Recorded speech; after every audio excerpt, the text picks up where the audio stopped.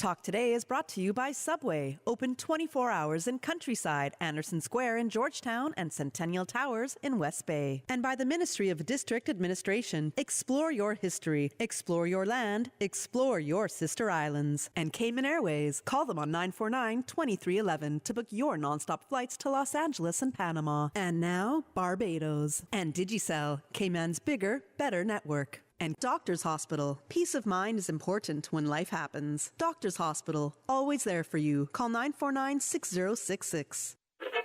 But I do have some questions. There are more questions than answers. Cayman Islands' foremost listeners participation program. Talk Today. What is on your mind, Cayman? If you are ready to talk, we are ready to listen.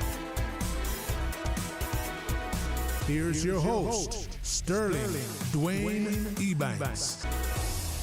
Welcome. Thank you very much for joining us. We have some excellent things in store as normal, as we're always grateful to the fantastic team we have here at Radio Cayman. And as we get things rolling, just a quick reminder, 1 p.m. Noted Caribbean economist Ms. Marla Ducron is our guest, and we'll be chatting with her about many things, but in particular, her latest report. So please stay tuned for Talk Today.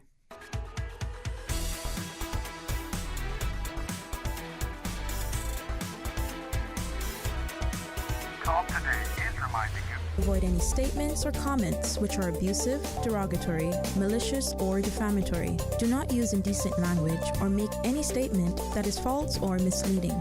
Call 1-800-534-8255, 949-6990, 949-8037, or WhatsApp us on 925-3261.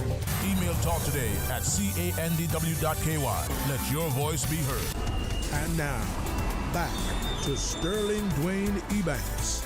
Radio Cayman Talk Today. Hey, welcome back, and thanks for joining us. I hope you got a chance this morning to join Mr. Art and team as they will broadcast live from the BRAC as part of the annual BRAC Agriculture Show will take place tomorrow. If you're making your way across, hopefully you'll find pride even with the extra seats. You'll get a chance to go over. Well, 949-8037, 949-6990. You can call and shout and share your thoughts, or you can do so on 925-3261 using the WhatsApp to call. If you want a voice note or send a message, well, 925-3261 is our WhatsApp. But if you want to call using that number, well, you got to call using the app. But in the meantime, it's good to be able to sit and listen and at times reflect on what is transpiring. And increasingly more and more, we're not always sure that what we're hearing is actually what is being said. What is being said, are we understanding? And when we respond, are we doing so from an informed perspective? Well, let's take this call and see where it goes. Welcome. Thank you for calling. Hey, good afternoon, Sterling. Hey, good man. I was wondering, is it me that not hearing you, or is it you that wasn't hearing me? I haven't heard from you in a while. I hope you're good. No, man, I've been recharging my batteries. Whoa, Duracell or Energizer? No, not Duracell. I come fine. No dim pains are no good, man. No, I switch. You switch, huh? Yeah, I switch. I just use I forget what a brand called, but not Duracell anymore. Not Energizer. None of the two. Definitely not a Black Cat. We call them the Black Cat. Never. I hear you, man. I hear you. The only thing we're missing this morning was you and Dr. Steve, man. It would have been a complete package right there. Yeah. Well, listen, and I had the opportunity to attend. I hope that my appreciation as displayed to everybody, but in particular Miss Paulette, was as respectful. I'm grateful that she acquiesced to me bowing out this time. There's some other things I needed to attend to more so, and your mind, your heart should be where your body is. Yeah, man. I respect that. That's good. Yeah, man. Yeah. We just a little excitement there this morning with OC, and he told me that he had to come back down this evening, but it was a short segment there, but it was good. Yeah, man. Getting to meet him and getting to sit there and have a little joke and a little fun with him. Yeah. But we preparing for the agriculture show tomorrow, which is, I just came off from the bluff there, and it looked like everybody's excited about it and getting their stuff there and getting prepared. So I think tomorrow will be a a good turnout according to what I'm seeing. But I just hope that we can continue to do what we should be doing here in Kimmenbrock when it comes to the government helping the local farmers. When I'm saying the local farmers, I mean people like the Kimmenbrockers that really trying to do something for themselves to get money put in their hands. That some people struggles to pay their bills and having something extra in their hand.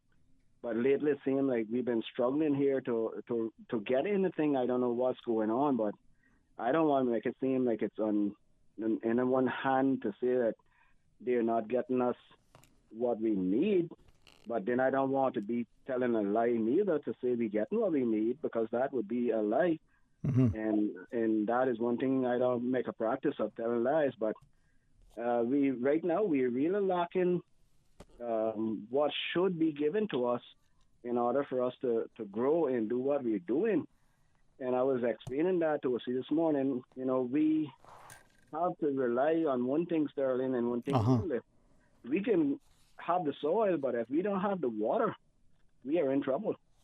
And Kimmenbrock is the temperature here, and it's not a temperature, it's the humidity. It's a difference in temperature and humidity. Our humidity is much higher. So if we water a plant, within a matter of 1 hour, you can go back and that plant look like it hasn't been watered because of the humidity is so high. And it requires a lot of water to do that. And I have to be honest, I was promised the help to have my plants cultivated with the help and with the water, and I have not received any help. As a farmer, I've never received no help. And the majority of my stuff on my land on the bluff, because of the height of that area is so high and the heat is so, and the humidity is so much more worse than the other part of the lower part of the bluff, like the midland of the island, it's harder for me to grow. And I can't keep up with the amount of water, the high demand of water for them plants in order to keep my stuff growing. And I have reached out to the minister and asked for help. Now it's gone now about 2 years and going into 2 years, and I still haven't received no help. But whether you point fingers at someone, I don't believe in this thing of telling someone you're gonna help and forget about them. I don't believe in that. I just don't believe in that. That, to me, like I always tell you, Sterling, a promise is only a comfort a fool's heart, and I don't want to be that fool.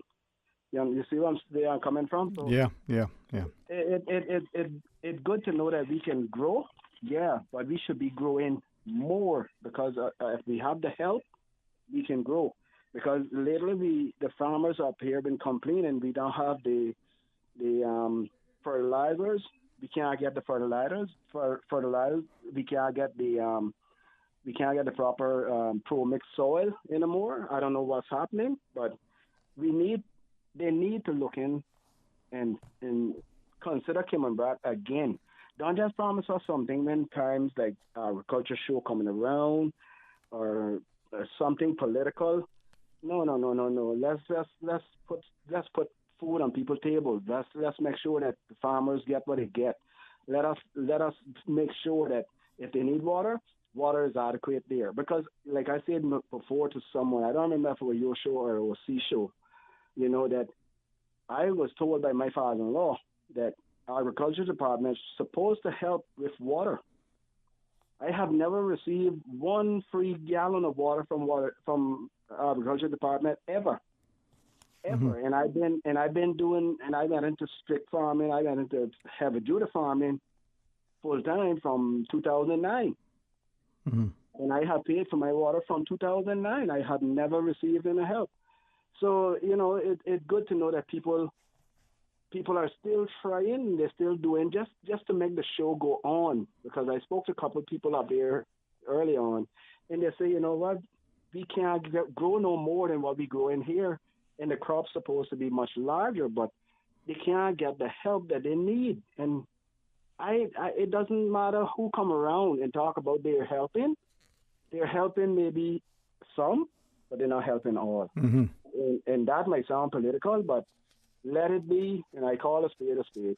I can't just butter up things because it's happening to me, so I can't butter things up, Sterling. I have to speak the truth. Well, they say the truth just sets you free, you know. But the notion is, you know, are we increasingly willing to hear what I've heard recently and try to figure out if it actually makes sense? The alternate truths. I always thought it was the truth or it wasn't true. But as we go into the break, man, anything else you want to share with us? No, just hoping that the next time they have anything going on up here, man, just listen. I know a store here that sells a lot, and I try to eat all of it up, but I can't eat all that dark chocolate, so I need help, man. So yeah, pick it and come on up. Listen, thank you for the invitation, and I pray that, like you, many of my friends and family will not withdraw their invitations either to dine, to walk, otherwise. I've been mindful that I've been preoccupied with a lot recently, and it is that sobering reminder of how important it is to be your brother's keeper. Like you, a good friend called me last evening. He said, "Hey, I haven't heard from you in a couple of days. Are you okay?" I am, you know, just to get busy. Another friend called me. He said, "Hey, man, how's your shoulder?" I haven't even asked you the last time we spoke.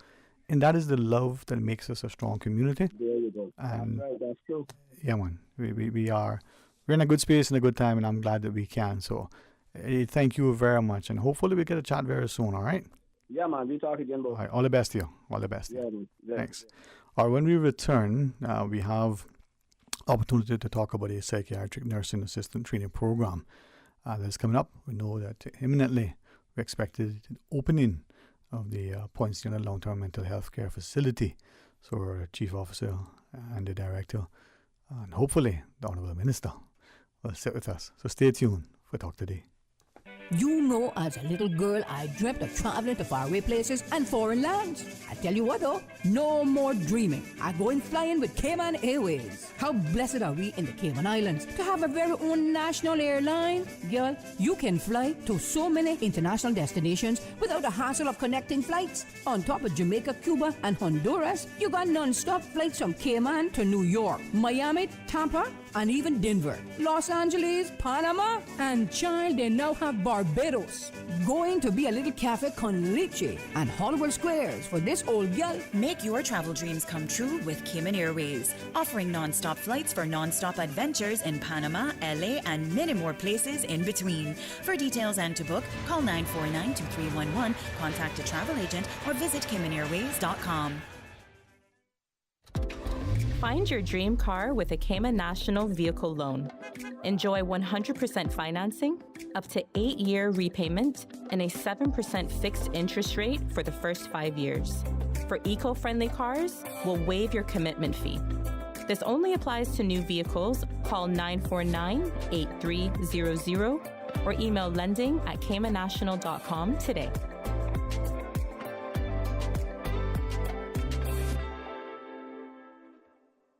From boat days to beach gatherings, leave the catering to Subway. Choose from small and large sandwich platters, double meat wrap platters, and top it off with optional cookie platters for dessert. Or ask about our Subway box to go with the option of 6-inch or foot-long sandwich, 1 cookie, and 1 bag of chips. For all occasions and celebrations, let Subway focus on the food so you can focus on the fun. Visit subway.ky for catering options. Subway. Eat fresh.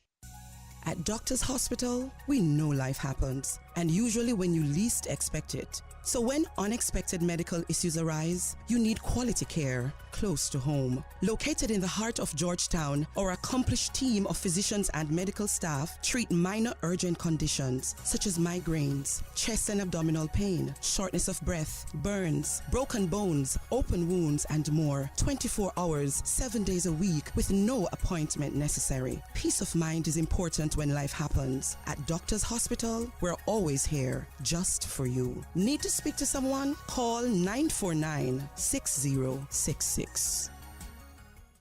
Shop the Brand Source Home Gallery Senior Citizen Sale. In honor of our seniors, Brand Source Home Gallery is offering a 15% discount now until April 6 on appliances, mattresses, plumbing and bath fixtures, lighting, ceiling fans, kitchen cabinets, custom closets, and more. And I heard right, 15% off store-wide. If you are over the age of 60, you can purchase for your family and friends. Just show your ID. It's that easy to save 15% with the Brand Source Home Gallery Senior Citizen Sale. Visit Brand Source on Dorsey Drive, Industrial Park, or call 623-5000 for details. Hey there, K-Man. Have a few minutes to spare? Your Ministry for Housing has just launched the public survey for the Cayman Islands Housing Policy and Strategic Plan. We are all about making our island home even better. We need your help. It's your thoughts and ideas that will shape our housing policies for the future. Your voice matters, and it's easy to get involved. Just visit cihousingplan.org and let your voice be heard. Plus, you could catch some cool gift cards just for sharing your ideas. Don't miss out. Open through April 16th. Head to cihousingplan.org or go to the Ministry's Facebook, Instagram, X, or LinkedIn now and be a part of the conversation. Your input matters more than you know. Let's make Cayman's housing future brighter. Together, your voice, your future. Take the survey today. Radio Cayman's Talk Today.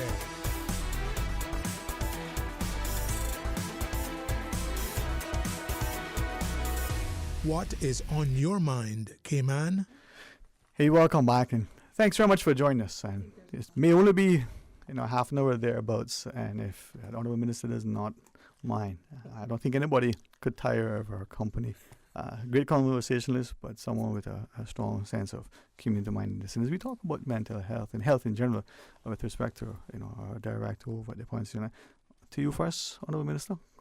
Hi, good afternoon, everybody. And, welcome home. Definitely, it's good to be back home, but now in the midday hour. And, like I was telling Miss Marcia, the director of Ponciana Rehabilitation Centre, this may not have been your first time, but your first time with me. And it's always good to come back home, to be on the show, to spread the word, to inform and to educate our listening audience, because knowledge is power, and this is why you will find us reaching our people and getting the word out on various social media platforms. And it is always a pleasure to come back to Radio Cayman. Yeah, and we endeavor here to do two things, and being the voice of the community in the station, to be accessible, to be credible, to be timely, and to ensure that whatever we say is objective and impartial, so that the platform isn't measured against the people, but the standards of which the people are held. Yes. And that's important, especially in a small democracy. Very much so. Very how are you, Ms. Mullins? I'm great. As I said, I'm great. Busy, but great. Yeah, great. All right. Well, we welcome you, and we recall the last time you were with us, and like then, we could have extended conversations, and hopefully over time we will, because I'm very, very grateful to Dr. Alexandra Borden in 10, 12 years now. Yeah. She took up the mantle, accepted the invitation, and through her, right, we were able to have a monthly mental health matters show to speak to the issue. Just limited feedback from people. It's been helpful in many ways. Helps to get rid of the stigma, helps to understand that we have great resources, help people to appreciate that there's actually courage and strength and sense in speaking to someone who's not only knowledgeable and competent, but confidential. Correct. And it doesn't mean that you have a problem where you go. You don't need to wait till you're sick to go see the doctor. We do. That's right.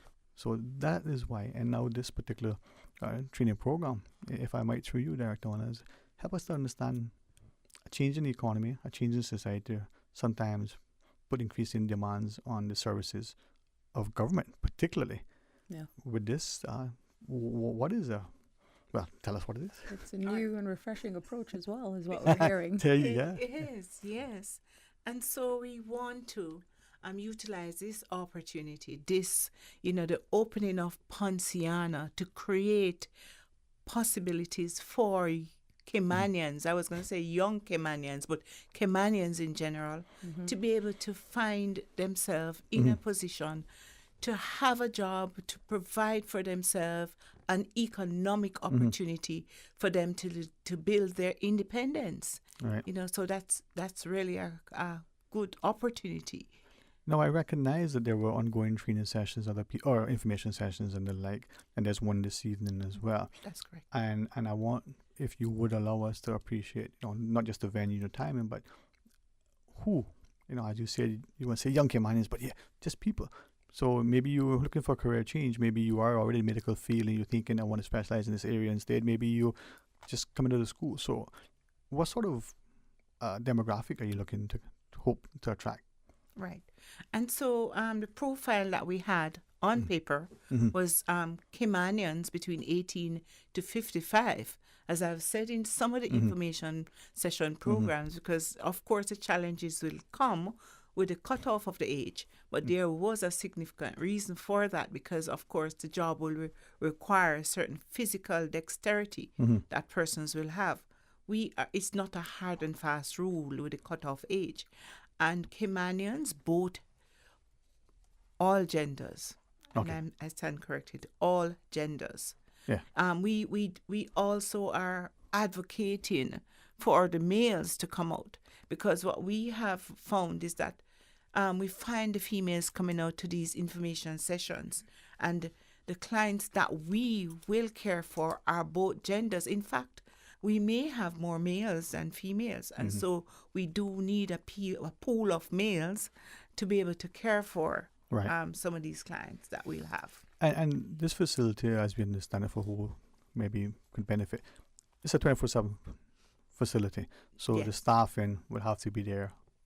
And how many people are we looking at just in this, assistant training program? Are we hoping to have? There'll be other staff, but are we looking for 10? Are we looking for 1,000 initially? So for this particular program, we are looking this cohort, and I put it that way because we are looking to the future to have additional, but we are looking for 18 positions to fill 18 positions for Poinciana at this time. For this training program, because it is a cost implication. Yes. Let's make it clear that this is a paid internship program, and all the necessary due diligence. We're applying to be a part of this nursing assistant program. It's just like applying for a job, and that's why it's serious. We obviously, the ministry, definitely supported by myself and my cabinet colleagues, have provided the funding in order to invest in Caymanians, and this is why we're making sure that we are going public with this appeal so people can be serious who apply for this. It is not one of those programs that we would want persons to apply because they find themselves in between jobs. This is building a career, and it's definitely an interest, an entryway into wanting to pursue a career in the psychiatric nursing program and just medical overall. But we want people to take it serious. And coming out to these information sessions is critical, where the director and her team, persons who will be offering the course as well, is there to walk people through as to what it will take in order to be successfully chosen in this first cohort, which we stated financially is provided funding for 18 at this time. Right. And with that, and again, potential career or career change for people, as we ask about, more of sort of the skill sets we're looking for, could be respectful acts. I think today's the last session on offer. I think I know because I can read if I put my glasses on, but tell us, as we're listening and watching, when is it, where is it tonight? Right. So this information session will be at Georgetown Hall, Constitution Hall, and we will start at 4. We start a little later today so that we can accommodate persons who may be working, and we go until 6. So we are appealing for persons to come out, hear about this. Unfortunately, we would have loved to extend it, but considering the time constraints, we have to move ahead with the plans to start the program so that we will have persons prepared when we are ready, or start to be prepared when we are ready to open up Poinciana. So for those people who have been successful and been selected to be a part of the program, when does the program start? And again, it is also dependent on how soon we are able to complete what we call our shortlisting, as Minister alluded to. It's a recruitment process. Right. It's just like being employed. And so the recruitment process goes in stages, And we have to be very careful because the selection also is So, critical. So we are considering giving it at least 6 months. Oh, I'm so sorry, not 6 We months. don't want to go 6 No, months. no, not at all. 6 weeks tops. So by June, the end of May, June, we should be getting our program together to start. Okay. And now with that in mind, for people who attend this evening, what sort of information, should they expect to learn this evening? So we provide more details on what they should expect in the training, what it entails, how long.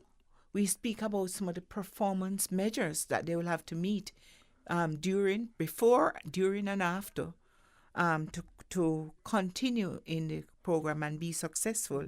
And we open up for all the questions that they will have, which is very significant because persons have questions. They don't want to just push themselves into something or apply, and they can't question or get feedback.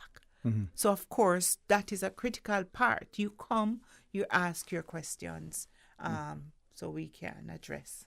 All right. Before we take the break, Honourable Minister, is there something you want to add, or we just... I attended the information session. Was that on Wednesday? Yeah. And the questions coming from the floor was very, very interesting. The concerns that people had, and what I admired with the team that organized the session is that they had the human resources representative there. So people know what the prerequisite is, what is expected of them. But it wasn't, I'm just looking at a job. People were engaged. They were asking the right questions. And I was more comforted at the fact that every question was answered and they provided additional information. Of course, when it came from the national standpoint, that because, again, separation of powers, where persons, wanting that assurance, well, I'm showing up here, Minister, can you assure that I'm one of the 18? That's the separation of powers that the minister does not get involved in. But how funding was provided, how we will continue to support this, how from a national perspective we are able to continue to throw investments into this, that we are investing in our Caymanians and creating those career opportunities. I was able to speak on behalf of the government and from that capacity. Okay. Great. Let's just quickly take this break. Sure. No chocolate, but I can still dream about it. You can have it all. Oh, there we go.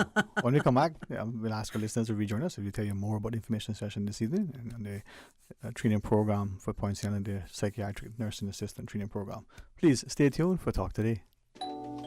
Discover your dream home with Cayman National's home loan. Get up to 95% financing, repayment up to 40 years, and just a 0.5% commitment fee. Your interest rate? Depending on your risk factors, it'll be fixed or variable. Plus, you get a pre-approved credit card. This is a limited time offer.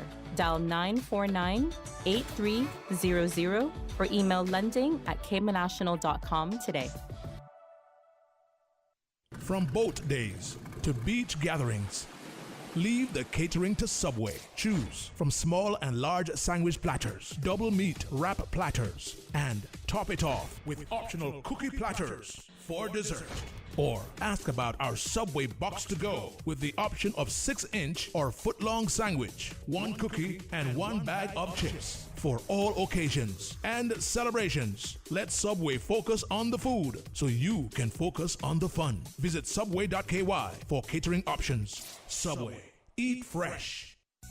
At Doctors Hospital, we know life happens, and usually when you least expect it. So when unexpected medical issues arise, you need quality care close to home. Located in the heart of Georgetown, our accomplished team of physicians and medical staff treat minor urgent conditions such as migraines, chest and abdominal pain, shortness of breath, burns, broken bones, open wounds, and more. 24 hours, 7 days a week with no appointment necessary. Peace of mind is important when life happens. At Doctors Hospital, we're always here just for you. Need to speak to someone? Call 949-6066. Water Authority Cayman wishes to advise its customers of a planned service interruption in the Prospect area on Sunday, 24th March, to facilitate infrastructure maintenance in the area. Customers on the following roads will experience an interruption of service between 1 a.m. and 5 a.m. Amity Street, Poindexter Road between Siberia Avenue and Windswept Drive, Patrick's Avenue north of the intersection with Amity Street, and Siberia Avenue between Mahogany Way and Poindexter Road. The Water Authority appreciates the patience and understanding of its customers and the public as it upgrades its water infrastructure and apologizes for any inconvenience caused.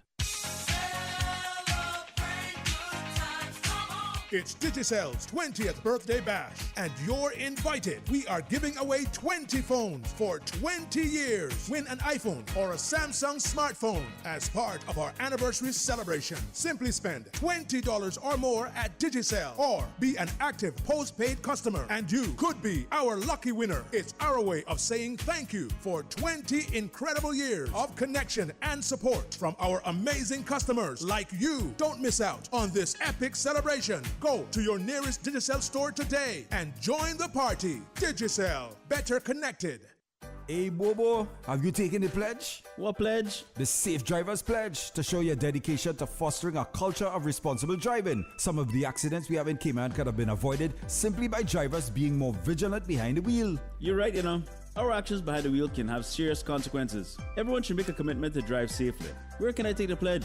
Visit gov.ky/road safety/pledge. Thanks. I'll tell others to take the pledge too. Let's make our roads safer together and say no more for 2024. Visit www.gov.ky/road safety for more information and to take the pledge. The Cayman Brac Agriculture Show is back. 18 years strong. Saturday, March 23rd from 8 a.m. until 4 p.m. at the agricultural grounds of Songbird Drive on the Bluff. Tons of fun for the entire family. Animals, antiques, art and crafts, displays. Raffle tickets are $10 and include entry. Travel from Grand Cayman is a breeze with extra same-day flights on Cayman Airways. Check them out on Facebook at Brac Agriculture Show. Don't miss the 18th annual Cayman Brac Agriculture Show, Saturday, March 23rd. If you can't make the show, tune in to Radio Cayman for coverage throughout the day of the 18th annual Cayman Brac Agriculture Show. Radio Cayman's Talk Today.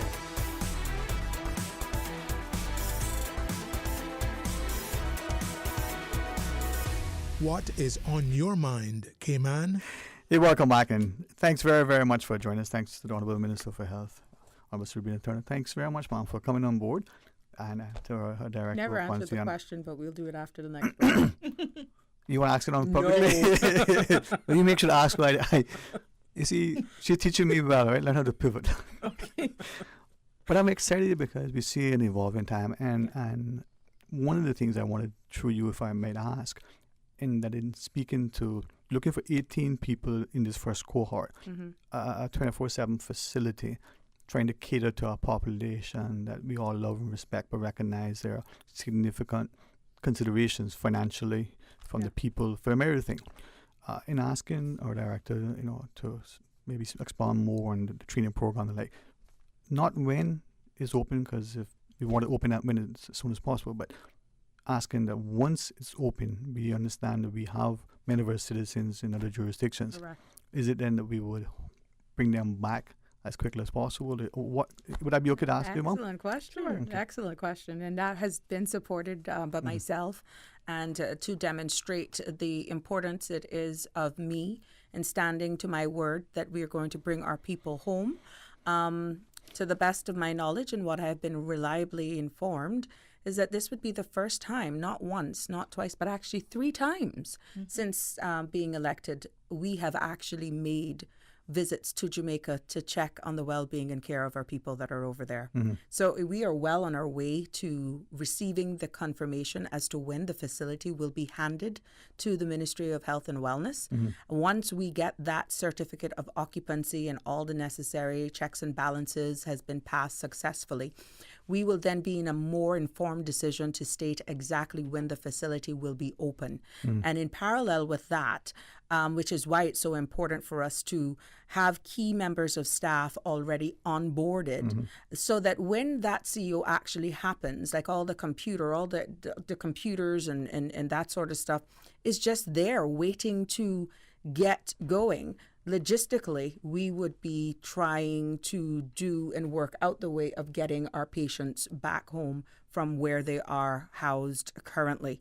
Why it was important for us to go and check on the well-being of those persons is because after years, in some cases decades, of persons being housed in a facility not like the one that they will be introduced to, we had to do an entire assessment as to whether or not this surrounding would be conducive and in their best interests. And that is why we are honored to have the expertise and skill set of the director, who was able to go and be a part of that assessment and working closely with the relatives and guardians of those patients that are housed over there, making sure that their travel documents are in order. So when that execution time comes to bring them home, that the transition will be as seamless as possible. But I'm quite sure the director can go in much more detail in regards to the amount of time this course will take, why it's important to get this course started right now, because far too often we have heard persons applying for the positions, they're not given a fair chance to even be chosen because they lack the experience.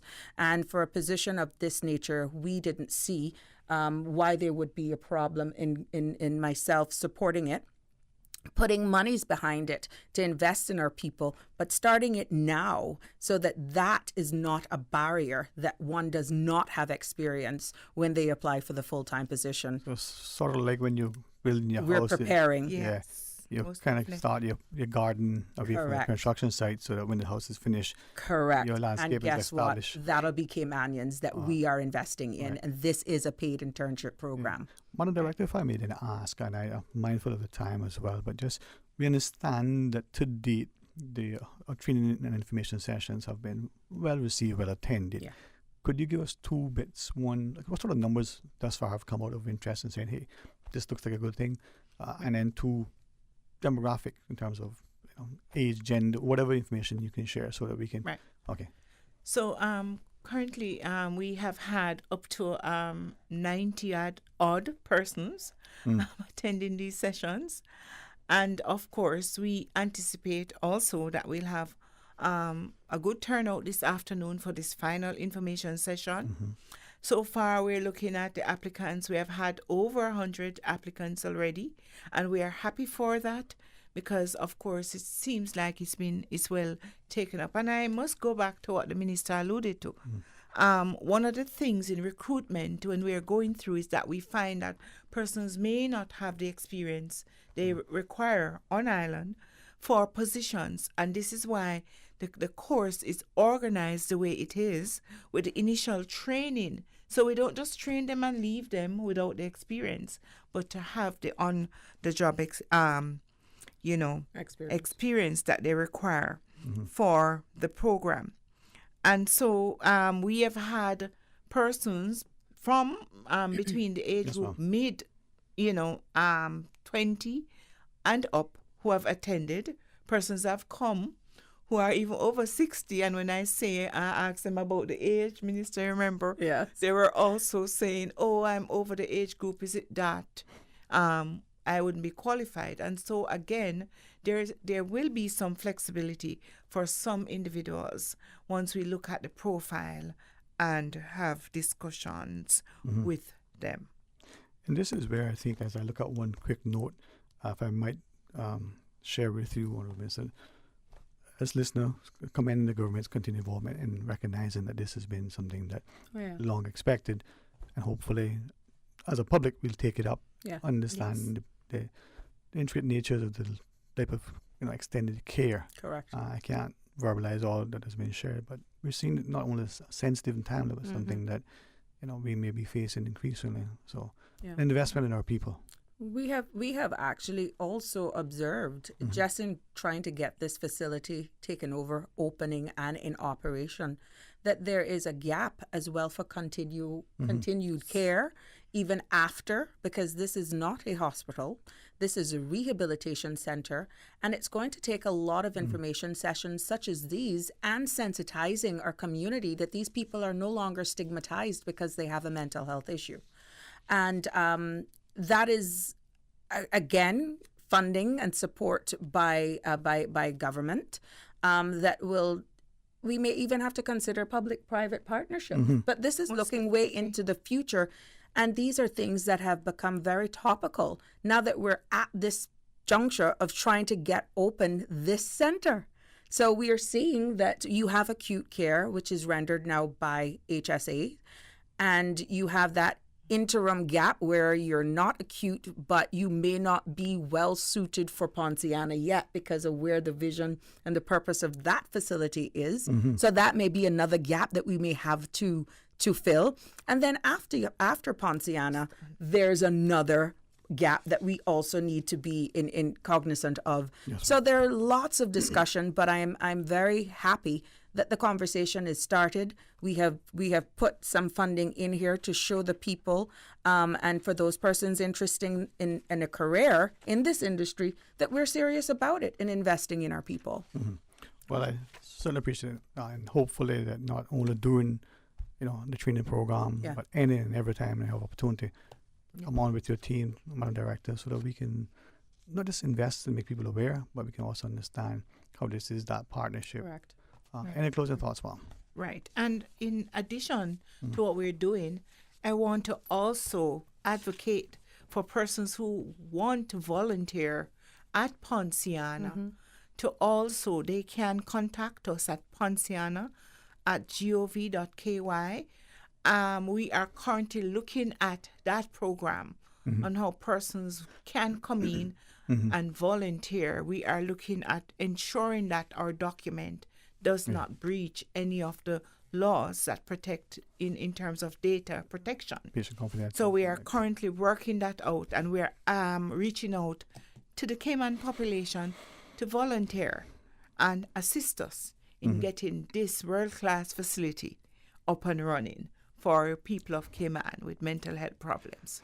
Well, I think as a medical professional yourself, Honorable Minister, this is something that, we can celebrate together. Thank you very much, Mom. With chocolate. Dark chocolate with sea salt. I'm milk. Okay. Thanks for having us. You're most welcome. You're most welcome. With that, we'll pause and take the break. Noted Caribbean economist Marla Ducaran joins us via internet link. She's all connected and waiting in the wings to talk to us. So we invite you to be a part of the discussion. Stay tuned for Talk Today. If they are talking about us, living in your head rent-free all this time, we must be relevant. Radio Cayman since 1976. From Radio Cayman's newsroom, this is Headlines. Local, regional, international news. With your latest headlines, I'm Felicia Rankin-Solins. Today on the Glass House lawn on Elgin Avenue, Honoring Women's Month continues with the Women in Agriculture Farmers Market. It starts 1:30 p.m. and goes until 5:30 p.m. In international news, Russia and China have blocked a U.S. draft resolution put to the UN, which for the first time called for a ceasefire and hostage release in Gaza. While there have been previous attempts by other countries to call for a ceasefire, the U.S. text marked a hardening of its stance towards Israel, but Russia and China used their veto. Moscow called the text hypocritical. The move by the U.S., Israel's key ally, comes at a time of growing tensions between them. Washington has made clear that it expects Israel to lessen the intensity of its offensive in Gaza, where the Hamas-run health ministry says at least 31,988 people, mainly women and children, have been killed since the war began on October 7th. Donald Trump appears to be scrambling for funds to pay a $464 million fraud fine. Could the stock market ride to his rescue? Trump Media, which runs the social media platform Truth Social, is poised to become a publicly listed company after a majority of shareholders of Digital World Acquisition Corporation voted on Friday to acquire it. Mr. Trump is due to have a stake of at least 58% in the merged company, worth roughly $3 billion at Digital World's current share prices. It's an astonishing potential windfall for Mr. Trump in exchange for a business whose own auditor warned last year it was at risk of failure. These are your headlines. I'm Felicia Rankin-Solins. More news available at www.radiocayman.gov.ky. Check out our social media pages: Facebook, YouTube, X, formerly Twitter, Radio Cayman Headline News.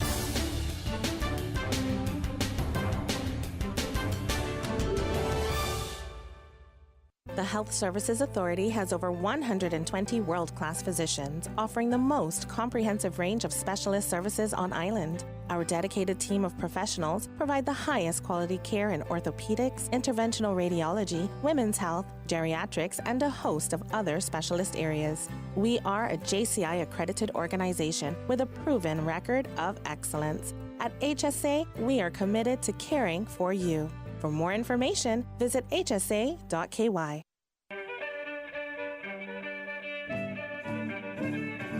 Hinton Roxroy Connolly was born in Creek, Caymanbrac on 9th of September 1937. Fondly known as Big H to his family and friends, both a sailor and electrical technician with 5 years at sea and 29 years with cable and wireless, in January 1960, Big H married Cicely Dilbert of Creek, Caymanbrac and had 5 sons. In October 1976, he was united in his second marriage to Francine Porter of Spot Bay, Caymanbrac, and they had 1 daughter. Big H was a part of the band Eddie and the Beach Boys, and in August 1977 traveled to New York, where he recorded and published his album, A Quick Drink by the Pool Bar.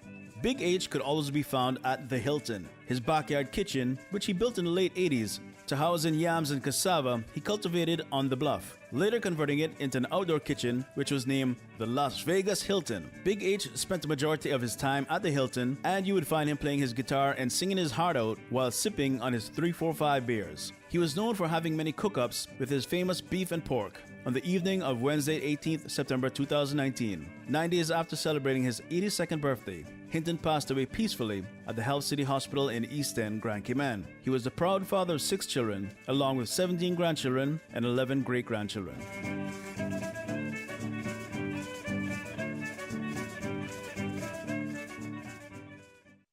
The Cayman Islands Gender Affairs Unit invites the public to join us on Tuesday, March 26th at the Intergenerational Hub located at 131 McClendon Drive beside DHL for our workshop on women, food security, and sustainable agriculture.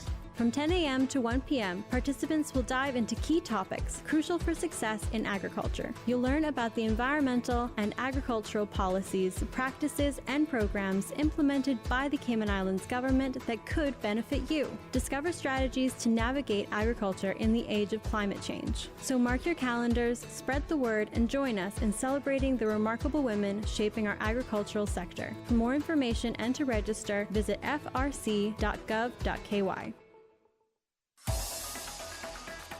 Radio Cayman's Talk Today.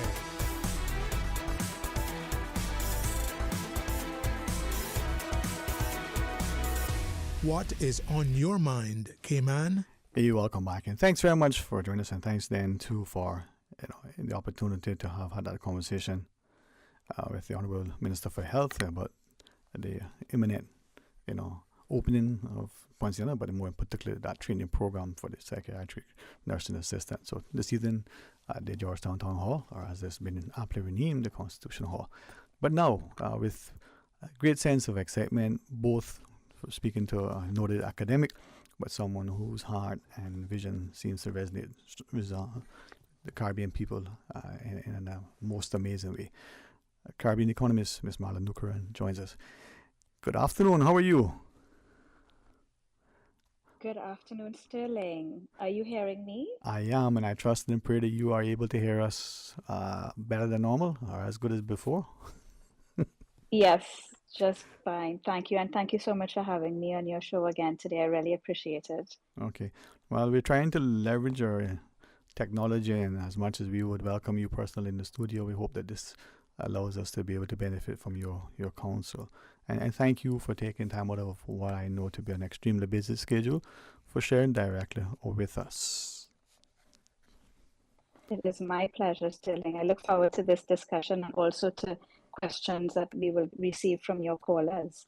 Okay, and this is what I'm grateful to you, this opportunity, because through this forum we might be able to benefit in a way that examine eyes, from an objective, impartial perspective, might be able to see and share something that sometimes we have for so often either mistakenly assumed or just taken for granted.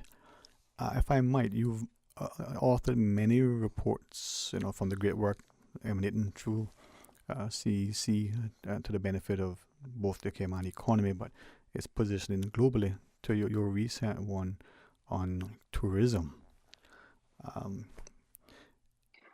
Well, you mean the one I wrote on Cayman? It actually was not a report on tourism. It was a report on the whole economy, and I dealt with 5 major elements of the economy, but tourism was just one of the 5. Right. But Sorry. yes, Yeah. the tourism element got a lot of attention.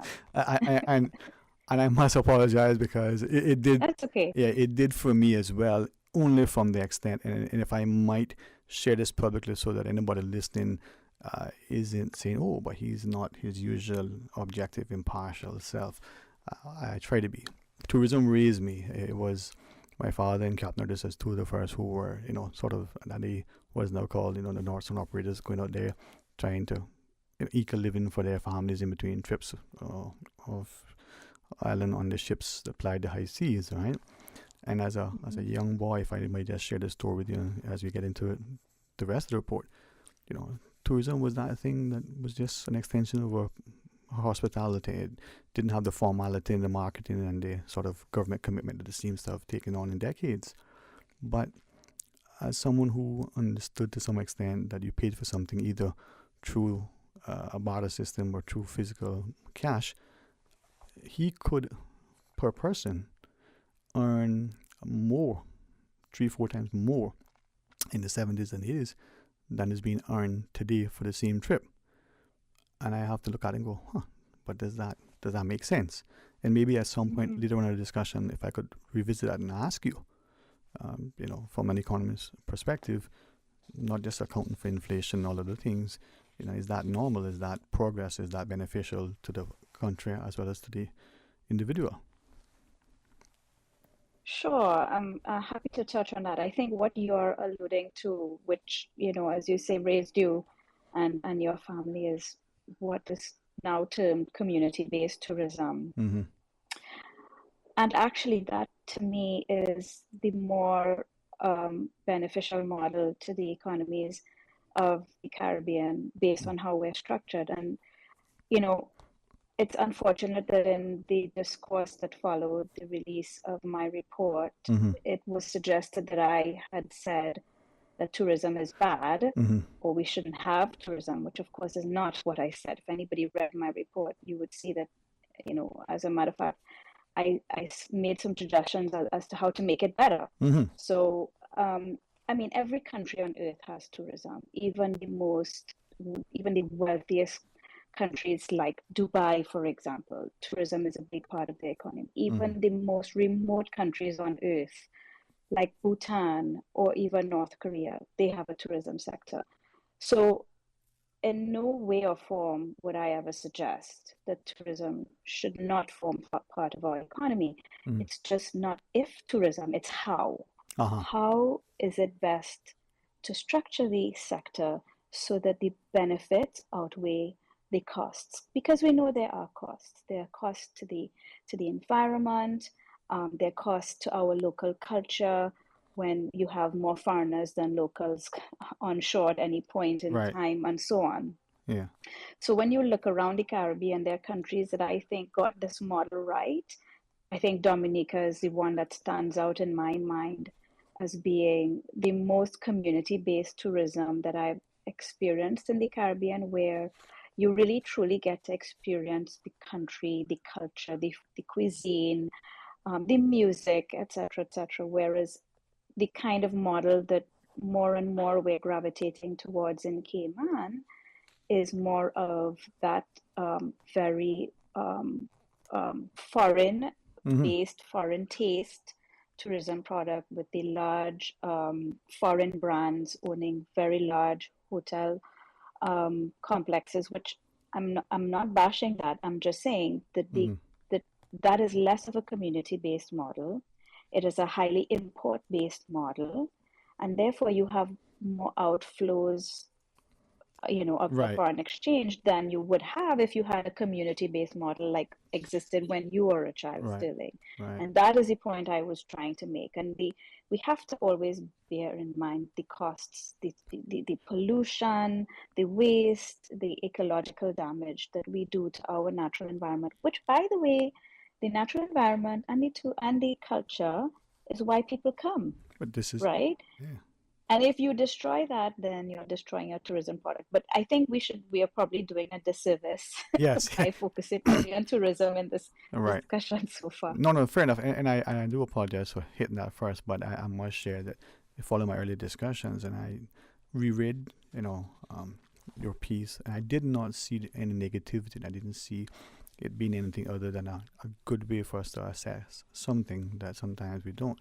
And because of I reflected on my own personal experience, I don't know if I felt vindicated and validated by what I shared, or in aligning with some of the things, and asking the question that we have always been asking, and sometimes not getting a proper response, and being one that is emotive when it is, for whom we were developing, how are we benefiting from what we're doing. But can we maybe ask something with the greatest of respect, not be in any way offensive? Here is a piece, and sometimes we always hear it ascribed to Rothschild. You want to show me who called the shots? And tell me who's paying the piper, as it were. This report that you did, was it commissioned by anybody? Did anybody pay for it? As respectful as we can ask that, who paid for this? Of course, and I think that is a question that was raised as well coming out of the report in order to sort of discredit the findings of the analysis and the data that I reported. I would say categorically that nobody paid me to write this report. It was funded entirely independently by me. And the fact that I've been covering the Cayman Islands economy for the past 12 years or so, if you go to my website, you would see that I have written many articles and reports on the Cayman Islands economy that are all available on my website or my blog. I've also done interviews, for example, of one of your former premiers and Minister of Finance, who's now the opposition leader. And that's on my YouTube page, YouTube channel, sorry. And all of these were funded independently by me. And guess what? Cayman is not the only economy that I write about, blog about, and conduct interviews on. As a matter of fact, you will find on my website, on my blog, and on YouTube, content on Bermuda, Bahamas, Jamaica, Barbados, Grenada, St. Lucia, Trinidad and Tobago, Guyana, Suriname, so many countries, all over, and also regional content that's not specific to any one country. And all of these are funded by me. I've also written on issues like you might recall blacklisting and the way that the EU and the OECD and so on treat us in the Caribbean. Apart from the work I did on Vanuatu, all of that work was independently funded. And, I just want to also clarify that, because people ask, well, then why do you do this? Very good question. Why do I do all of this?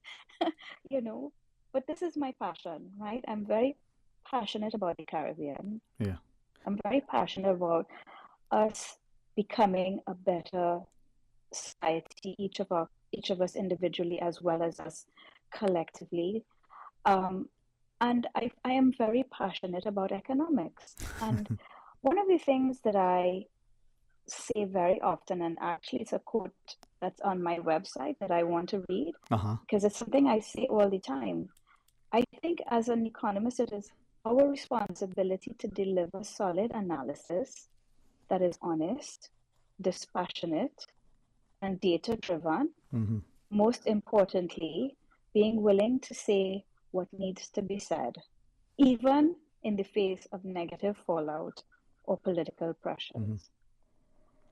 And that's my ethos. And so that is why, all of those reasons, I'm passionate about the Caribbean, passionate about economics, and I believe we have people like me, economists like me, have a responsibility, not just a passion, but a responsibility to say what needs to be said, irrespective of who might not like it. Yeah. And I'm glad that you shared that because, again, I've said publicly, and sometimes not to be just jovial. The subject in school that we all should study is economics.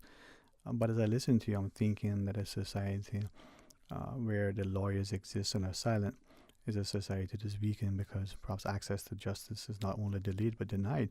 So maybe we need to have more black burns in our society when it comes to the law, as we do need economists who comment and critique constructively what is being done both by the public and private sectors, or perhaps what is not being addressed or addressed timely.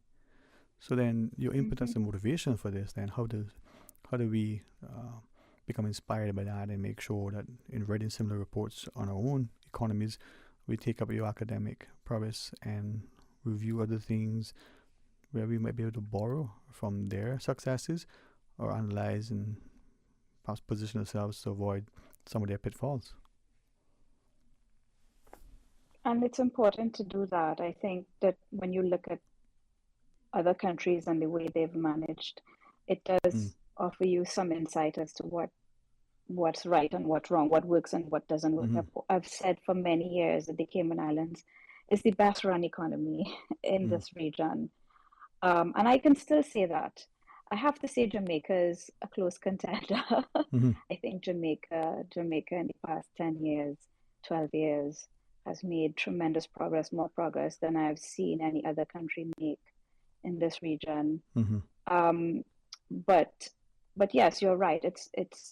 We have to be able to not just look at our country independently, but how it compares across the region, because we're all unique, right? We're all highly nuanced, each of us in the Caribbean.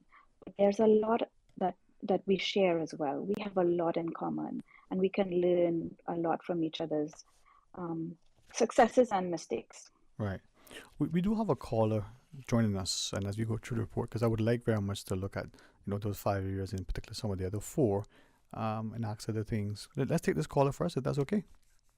Sure. Okay, let's see what shakes. Hey, welcome. Thanks for calling. On our guest is noted Caribbean economist, Ms. Marla Ducaron.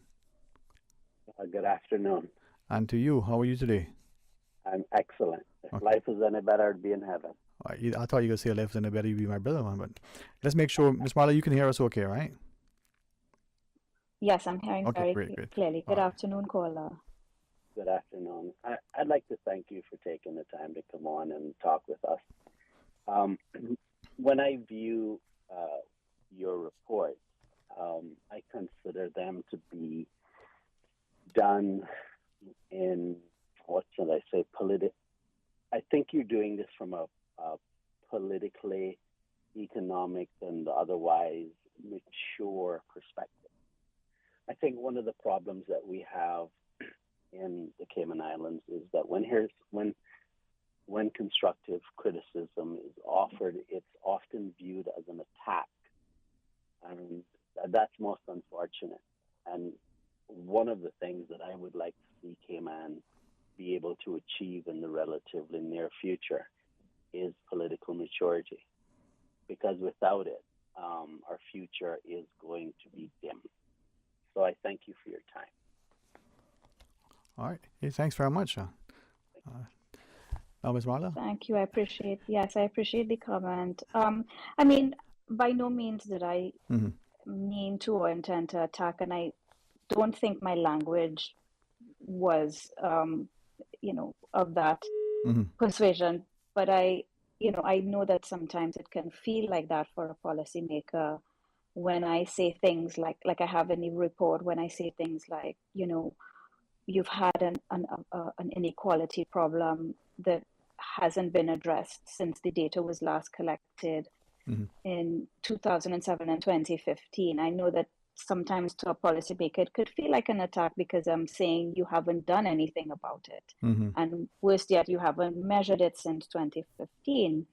But that's not how I intended it to come across, as not the least of which as an attack, but as an opportunity to highlight what is missing and hope that something is done about it. Because I don't think that anybody thinks that they're doing a perfect job. And so, I mean, even me, if there are gaps in my report, even if I've missed anything, if there's anything that I've misunderstood, I would want to be made aware of it, so that, you know, we can come from a place of mutual respect and understanding and improve collectively, you know?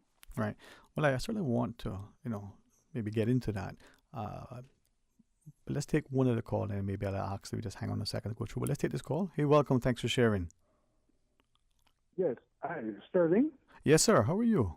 Yes, I'm very well, thank you, and good afternoon, Marla.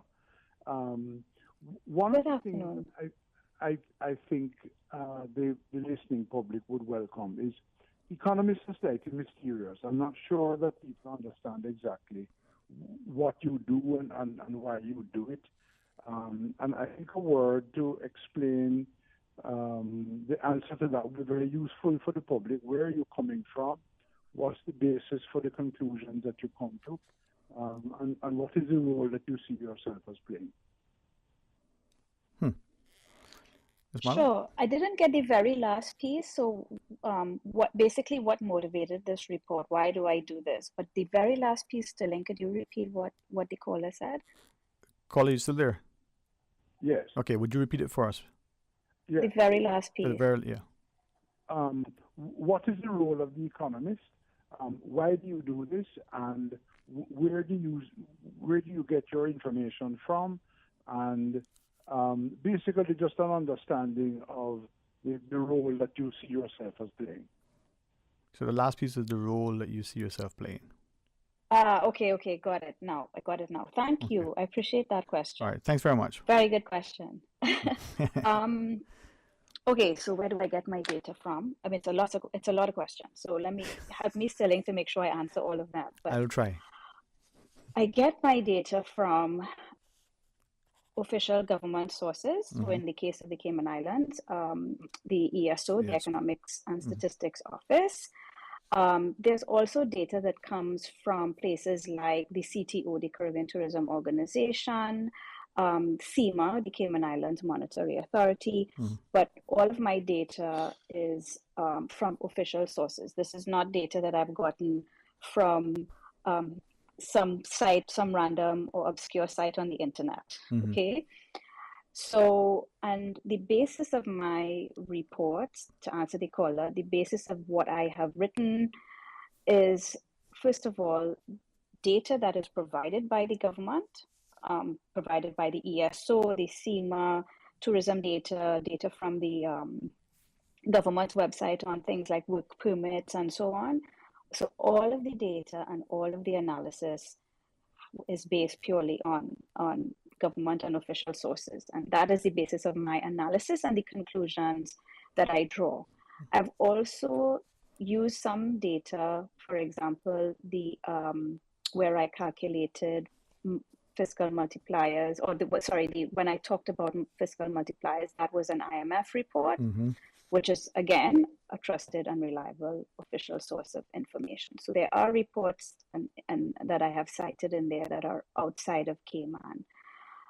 Why do I do this? What motivated me to do this? Again, I go back to the fact that I think, people like me, we have a responsibility because we have access to data. We were trained on how to analyze the data. We are part of economies that are developing, and we are part of nation building, or we're part of the problem. And I want to see myself as part of the solution as it relates to nation building, not just in my country, but across the region. And so I think it's a responsibility that people like me have. And I'm not the only one who does this kind of work in the region. I also have a passion for this, which I discussed earlier. Ever since I opened an economics textbook in A-levels, I fell in love, and it's been my first and biggest love since I was 16. Okay, and that's a long time ago. I won't tell you how long, but it was a long time ago. Well, hang on a second now. You were in sixth form before you got an economics textbook? I mean, I thought you would have had that one from the womb. Hang on, wait a minute. Yeah, I know, right? No, my love for it, I was not yet a teenager, man, and it's a fascinating subject. So Yes, I'm very passionate about economics. And one of the things that I mean, like even with the whole blacklisting is true that I have made so much noise and written so much and generated so much content on is because when I see things that are not where they should be, and there is an opportunity for me to highlight that we can do something to make this better, then why not? Why not say it? Why not try to advocate for it? Why not try to assist? Right. Which is why when I write, I don't just identify, and even in this report, I'm not just identifying opportunities for improvement. I'm actually suggesting the solutions. Right. And of course, I don't have a monopoly on solutions. There are many solutions that many people know and have and we can use. But I like to make sure I suggest solutions and opportunities for change, positive change. Right. So I hope I answered the caller. Did I respond to everything that he asked? Was there anything that I left? I think you did, and I like what you shared. And perhaps, again, as I look and listen and I read your stuff, what I like about it's not just academic. It's presented in a way that we can understand if we have some inkling or interest in economics, but we can also look at, from that practical layman sort of perspective. And you reference sources that lends credibility and critique to what you're sharing. But I think as you were answering, I'm led to share, whereas I prefer to read something rather than watching a video. But one of your TED Talks in relation to the way the OECD and the international community sort of beat up on everybody else on some list or the other, I think it, for me, resonates with the fact that you seem to be a champion for or against injustices and a champion for those who are being, bullied and beaten and browbeaten by the bigger powers. Would that be a fair share that you stand, for equality and justice? Absolutely, especially when anybody is trying to disadvantage my people, Caribbean people, because I am a Caribbean woman through and through, and I am very, very passionate about this region and its success. And so anything that I see that is jeopardizing that, I'm gonna raise my voice. Okay. Well, we do have another caller coming in, but we have a break. And when we come back, perhaps I'll respectfully maybe ask callers to pay close attention, because I want to ask you specifically about the 5 areas and the 4 in addition to tourism that you covered in your report, if that's okay? All right. Perfect. Stay tuned. Join us after the break. You know, as a little girl, I dreamt of traveling to faraway places and foreign lands. I tell you what though, no more dreaming. I'm going flying with Cayman Airways. How blessed are we in the Cayman Islands to have a very own national airline? Girl, you can fly to so many international destinations without the hassle of connecting flights. On top of Jamaica, Cuba, and Honduras, you got non-stop flights from Cayman to New York, Miami, Tampa, and even Denver, Los Angeles, Panama, and child, they now have Barbados. Going to be a little cafe con leche and Hollywood Squares for this old gal. Make your travel dreams come true with Cayman Airways, offering non-stop flights for non-stop adventures in Panama, LA, and many more places in between. For details and to book, call 949-2311, contact a travel agent, or visit CaymanAirways.com. From boat days to beach gatherings, leave the catering to Subway. Choose from small and large sandwich platters, double meat wrap platters, and top it off with optional cookie platters for dessert. Or ask about our Subway box to go with the option of 6-inch or foot-long sandwich, 1 cookie, and 1 bag of chips. For all occasions and celebrations, let Subway focus on the food so you can focus on the fun. Visit subway.ky for catering options. Subway. Eat fresh. At Doctors Hospital, we know life happens, and usually when you least expect it. So when unexpected medical issues arise, you need quality care close to home. Located in the heart of Georgetown, our accomplished team of physicians and medical staff treat minor urgent conditions such as migraines, chest and abdominal pain, shortness of breath, burns, broken bones, open wounds, and more. 24 hours, 7 days a week with no appointment necessary. Peace of mind is important when life happens. At Doctors Hospital, we're always here just for you. Need to speak to someone? Call 949-6066. Find your dream car with a Cayman National Vehicle Loan. Enjoy 100% financing, up to 8-year repayment, and a 7% fixed interest rate for the first 5 years. For eco-friendly cars, we'll waive your commitment fee. This only applies to new vehicles. Call 949-8300 or email lending@caymannational.com today.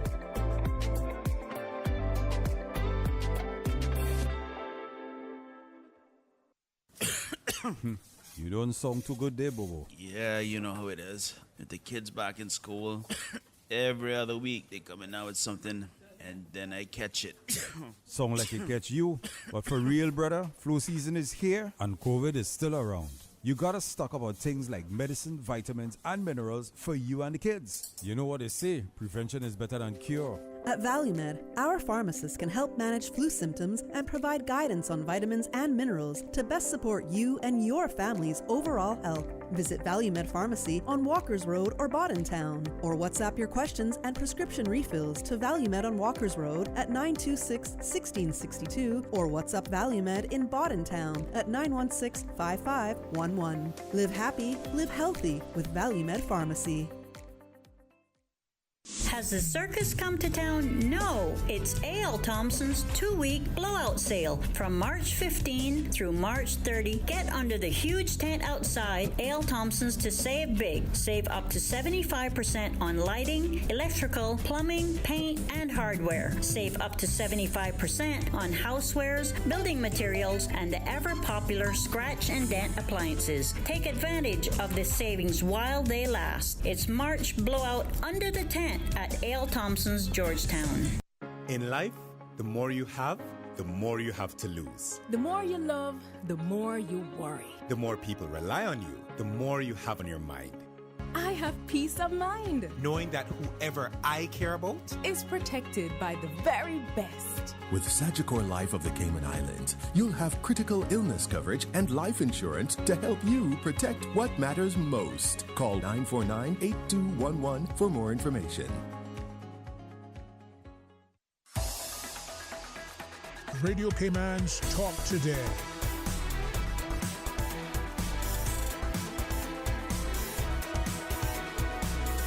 What is on your mind, Cayman? Hey, welcome back, and thanks for joining us. And our guest today, joining us using our technology, it seems like, is noted Caribbean economist, Ms. Marla Duker. And thank you again, as the caller shared, for taking time, of your busy schedule to share with us.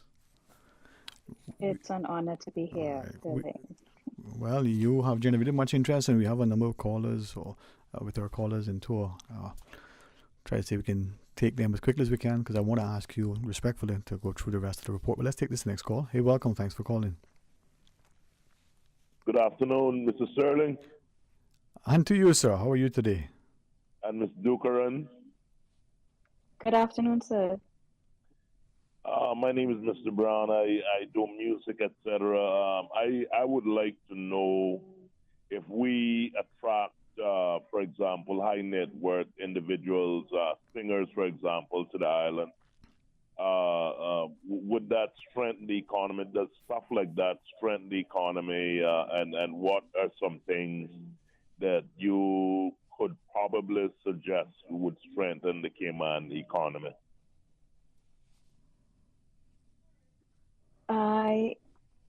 I'm so sorry. When the callers are coming in, it's a little scratchy on my end, so I'm not sure I got the question.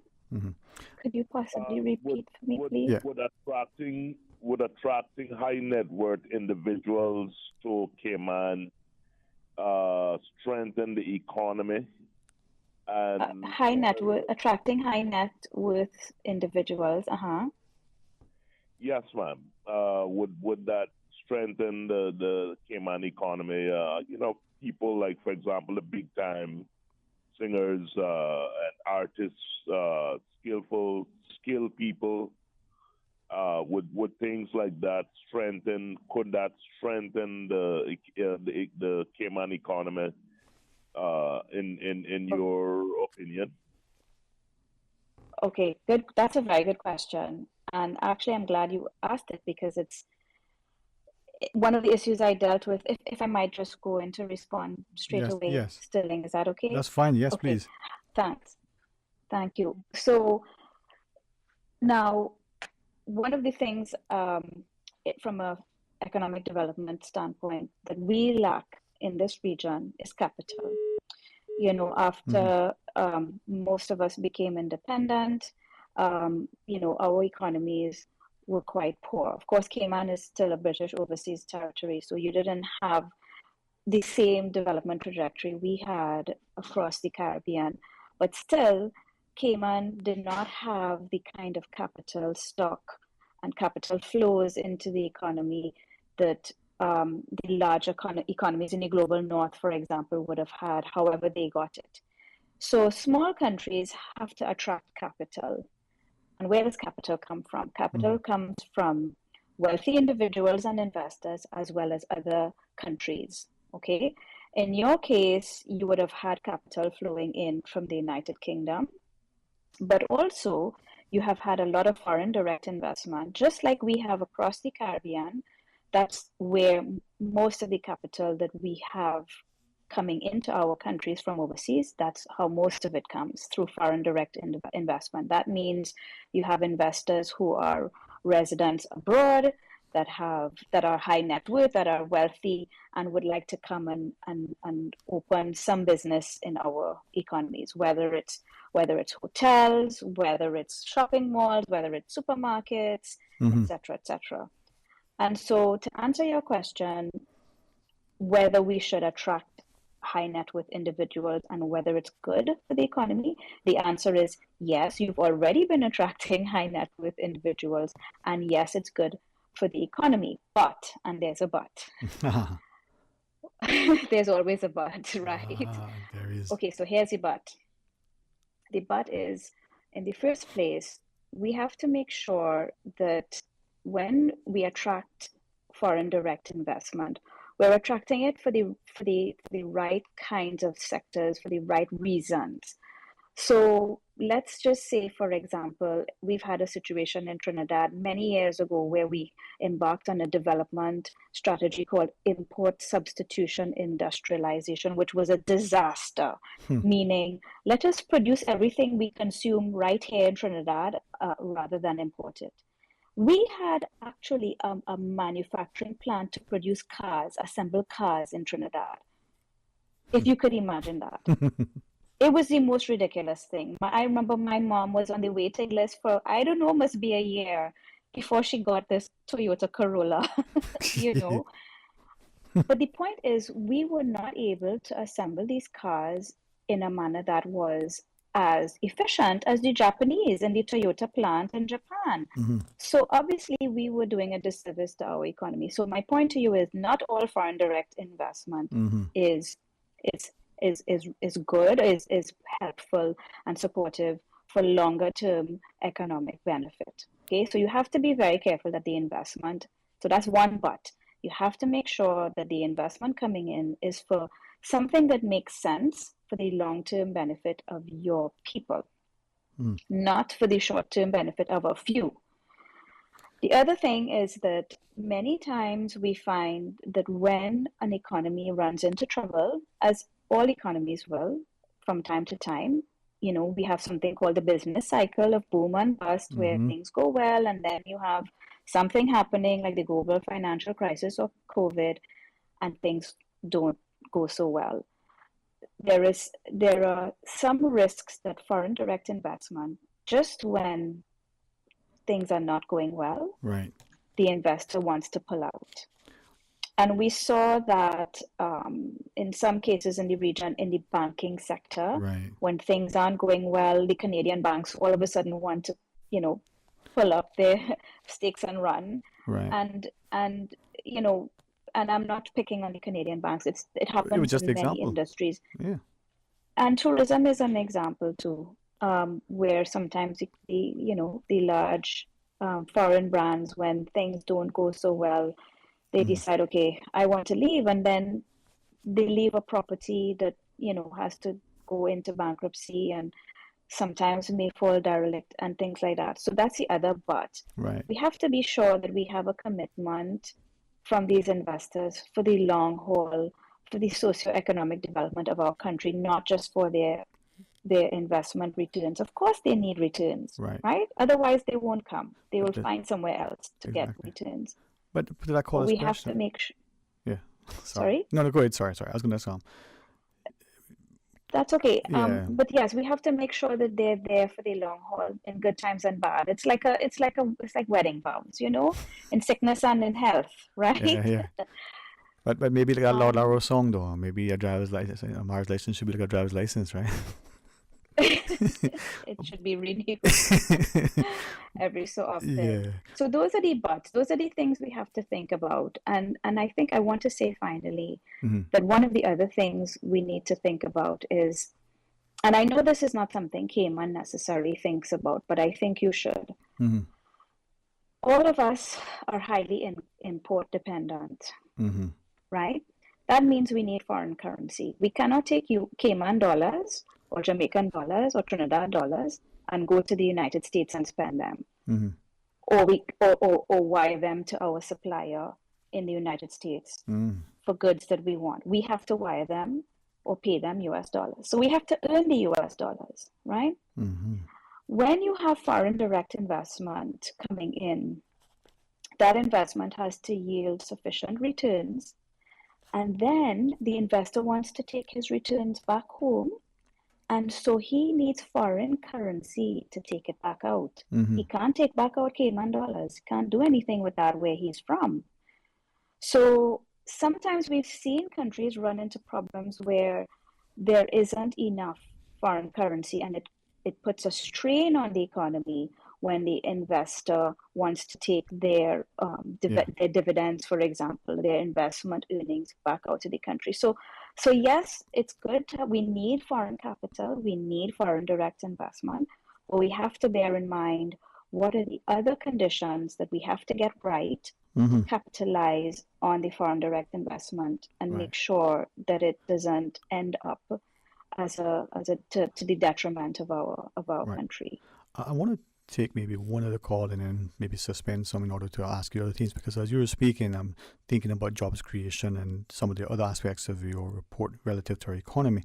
But your example, for instance, with the manufacturing and assembling of cars in Trinidad, makes me think of the economic principle of comparative advantage, and maybe again why our policymakers and why our education system should heavily emphasize the study of economics, so that as people we understand that economics impacts our lives on a daily basis, even when we're making choices that we don't appreciate our economic decisions. 100%, absolutely. We are the economic actors. Economics doesn't exist in a vacuum. Human beings are the ones that make the economic decisions. This is it. And as I take this call, your comment about foreign exchange, when Cayman, I believe, was in the 80s, removed foreign exchange controls, we can see how that in some economies creates a problem for them when they're trying to earn, say, the US dollar in hard currency. In talking to the economy and development and those things that are referenced in your report, can we just take this other call and then perhaps I'll ask just a hold on the call? But let's take this one since it's been waiting. Hey, welcome. Thanks for calling. Sure. Yeah, hello. Mr. Dwayne. Hey, what's up, man? Yes, sir. Good afternoon, and good afternoon to your guest caller. Sure. Hey, thank you for listening. Good afternoon, How are you, sir. man? Yeah, I was just listening, and it's very intense conversation going on here. The production of the cars, right? That leads me to think, say, boy, why we can't probably go back to how it was back in the day when we used to probably have a production of boats, but they kind of take that away from us, and they laughing because now we got business that we we don't have no really meanings of being when, we're on an island. We supposed to be living like islanders, and yet we supposed to pretend that we're living in some big major city. But thank you for the caller for doing the report. And I would just want to say, right, that what people try to say is like she made this report politically, motivated or anything like that. Is because I don't think they can say that because she have a more direct source of information to you understand? Mm-hmm. But the person that was complaining about her report, they didn't have no numbers neither. They couldn't provide any evidence to contradict what she said. Mm-hmm. But yet she must be wrong because she's saying something that probably not going with the flow. Yeah, man. Anybody that sees that can say that that's a bad investment. And I would like to ask the caller if the Cayman Islands was to jump into the cannabis market, which is projected to be a revenue of 14.06% from 24 to 2028, what would be the outcome of that economic source? As she said, we need the income of foreign dollars, right? Why we not into that type of money? Why you think that we can't get into that money? Do you think that is politically motivated to keep us out of this market, a 60 billion a year market? Thank you very much and have a good day. Okay, thanks. And Esmeralda, only if you wish to. I love it. Yeah, I love the gentleman on. I know. Yeah, I prefer. I appreciate his comments on. Yes, this report was based on data, and I would love that. Any criticism of the report would be to show me where my facts are wrong, and where my evidence is wrong, and where I've missed anything. I haven't heard anything like that so far, but I wait patiently. On the question of cannabis, that is a very, very complex question. It's not a simple question. One of the biggest problems that industry is having globally is that they can't get adequate banking because, you have banks that are very highly regulated, and of course, illicit financial flows are a big part of what the regulators and the banks have to police. And when you have an industry that is illicit and flows that are illicit in some countries but perfectly legal in others, it creates all kinds of complications, right? So unless a business can get proper banking, it cannot function. So I think that for the cannabis industry, whatever you think of it, if the cannabis industry is to be successful in this region, we have to be able to have banks who can bank the farmers, the growers, the distributors of the product. Otherwise, how can you have a business if you have to operate in cash? So that's the first thing I would say.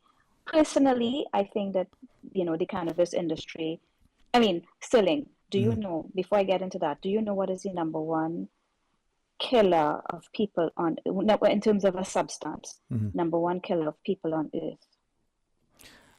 If I didn't have the statistic, I would venture what I think would be the wrong guess. Alcohol? Sugar. I know the answer, but okay. Sugar.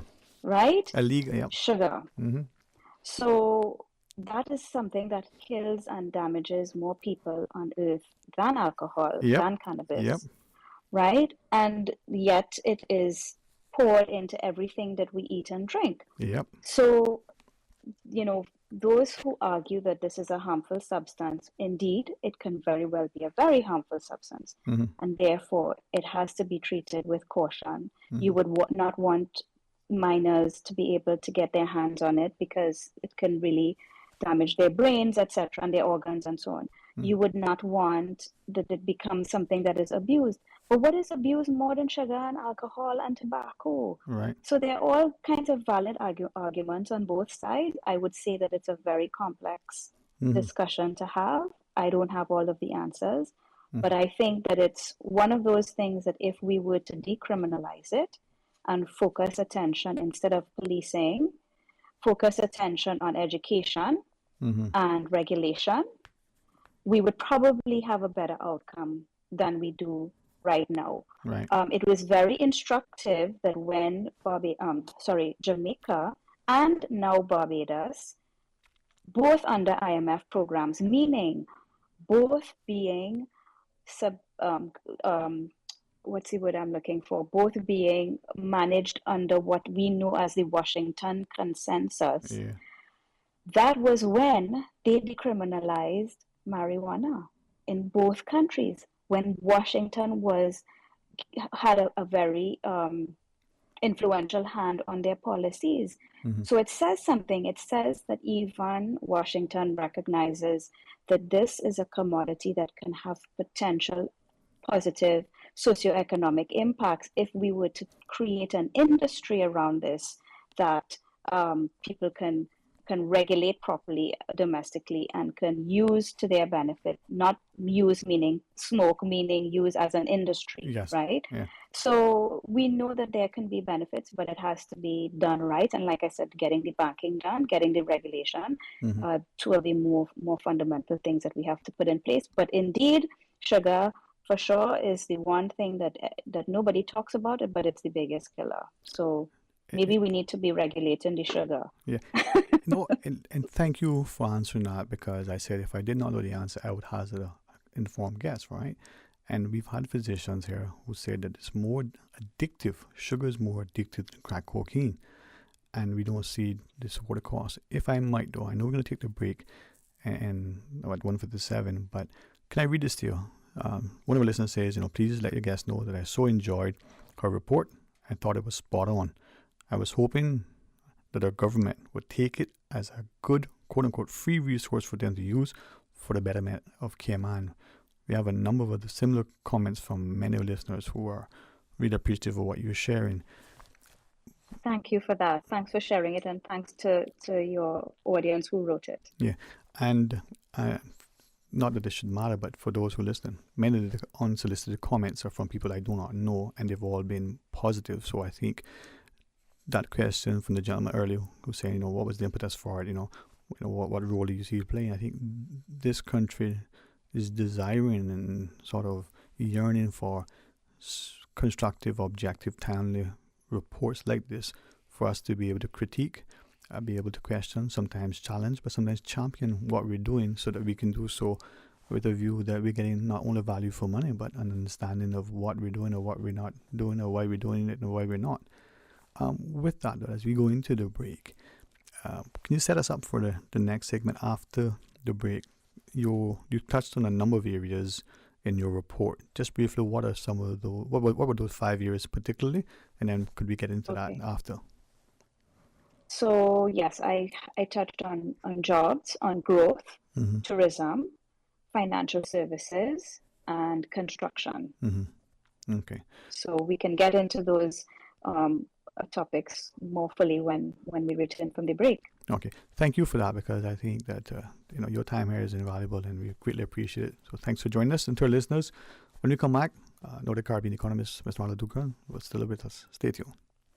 You know, as a little girl, I dreamt of traveling to faraway places and foreign lands. I tell you what, though, no more dreaming. I'm going flying with Cayman Airways. How blessed are we in the Cayman Islands to have our very own national airline? Girl, you can fly to so many international destinations without the hassle of connecting flights. On top of Jamaica, Cuba, and Honduras, you got non-stop flights from Cayman to New York, Miami, Tampa, and even Denver, Los Angeles, Panama, and child, they now have Barbados.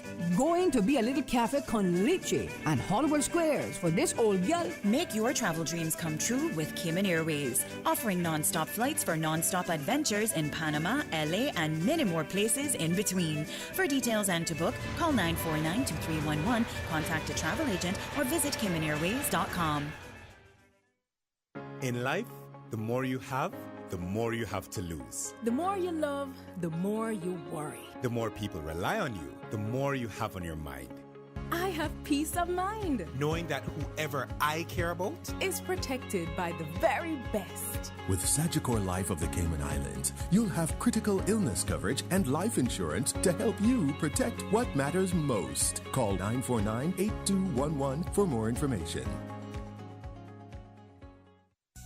At Doctor's Hospital, we know life happens, and usually when you least expect it. So when unexpected medical issues arise, you need quality care close to home. Located in the heart of Georgetown, our accomplished team of physicians and medical staff treat minor urgent conditions such as migraines, chest and abdominal pain, shortness of breath, burns, broken bones, open wounds, and more. 24 hours, 7 days a week with no appointment necessary. Peace of mind is important when life happens. At Doctor's Hospital, we're always here just for you. Need to speak to someone? Call 949-6066.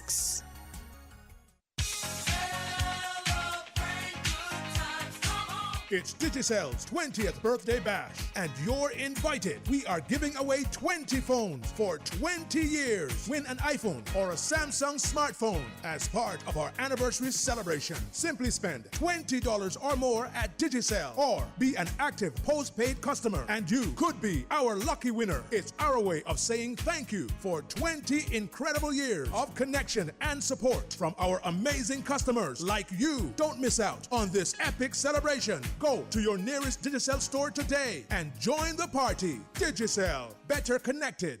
Funky Tanks, the home of electronics and more. Stop by both locations on Shedden Road and in Countryside and enjoy 10% off all JBL Bluetooth speakers.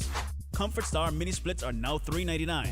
LG DVD players reduced from $69.95 to $59.95. Lenovo 8-inch tablets from $189.95 to $134.95. Gemini professional headphones from $69.95 to $39.95. Tozo S3 smartwatches priced at $79.95, now reduced to $49.95. Funky Tanks has your electronics, car audios, speakers, laptops, musical instruments, stoves, fridges, small appliances, and a whole lot more. Funky Tanks is open from 8 a.m. to 8 p.m. Monday to Thursday, and 8 a.m. to 9 p.m. on Fridays and Saturdays. For more info, call 949-0998. The offices of dermatologist Dr. Wayne Porter will be taking appointments from March 18th to 23rd at his Crew Road Clinic. Appointment slots are limited. Whether you are seeking advanced skincare, Botox, filler, cosmetic skin enhancements, or simply looking to reduce wrinkles, Dr. Porter offers a full-service dermatology and dermatological surgery practice. For more information, email dr.porterkman@gmail.com or call 946-9020 to book your appointment today. That's 949-9020. Kirk Freeport's Easter at Bayshore Family Event is back. This Easter Saturday, March 30th, hop down to the Bayshore Mall in Georgetown from 4 to 6 p.m. for sweet treats including popcorn, snow cones, and cotton candy. Don't miss the Easter bunnies, and there's even a kids scavenger hunt with chocolate prizes, plus face painting and musical entertainment. The event is free, and there's free parking behind the mall for parents too. Easter at Bayshore's back. Visit KirkFreeport.com for more information. Happy Easter from everyone at Kirk Freeport. Information, entertainment, inspiration. Covering Grand Cayman, Little Cayman, Cayman Brac. Since 1976 till now. Radio Cayman in the Cayman Islands. www.radiocayman.gov.ky. Check out our social media pages: Facebook, YouTube, X, formerly Twitter, Radio Cayman Headline News.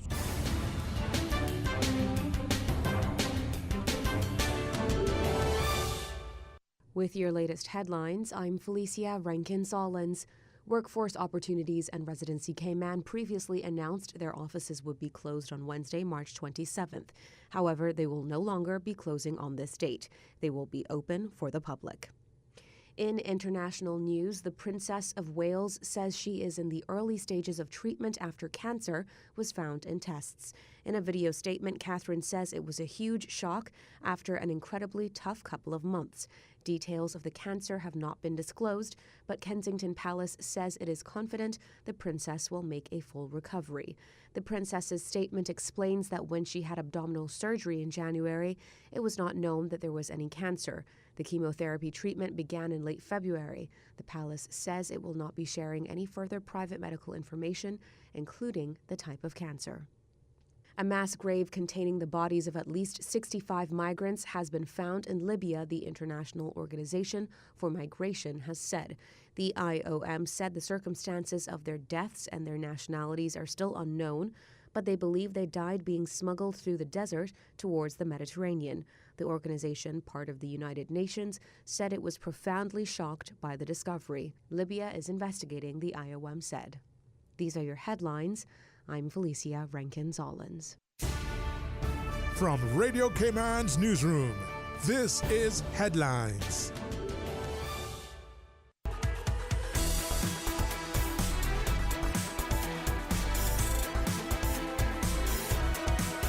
Radio Cayman Talk Today continues.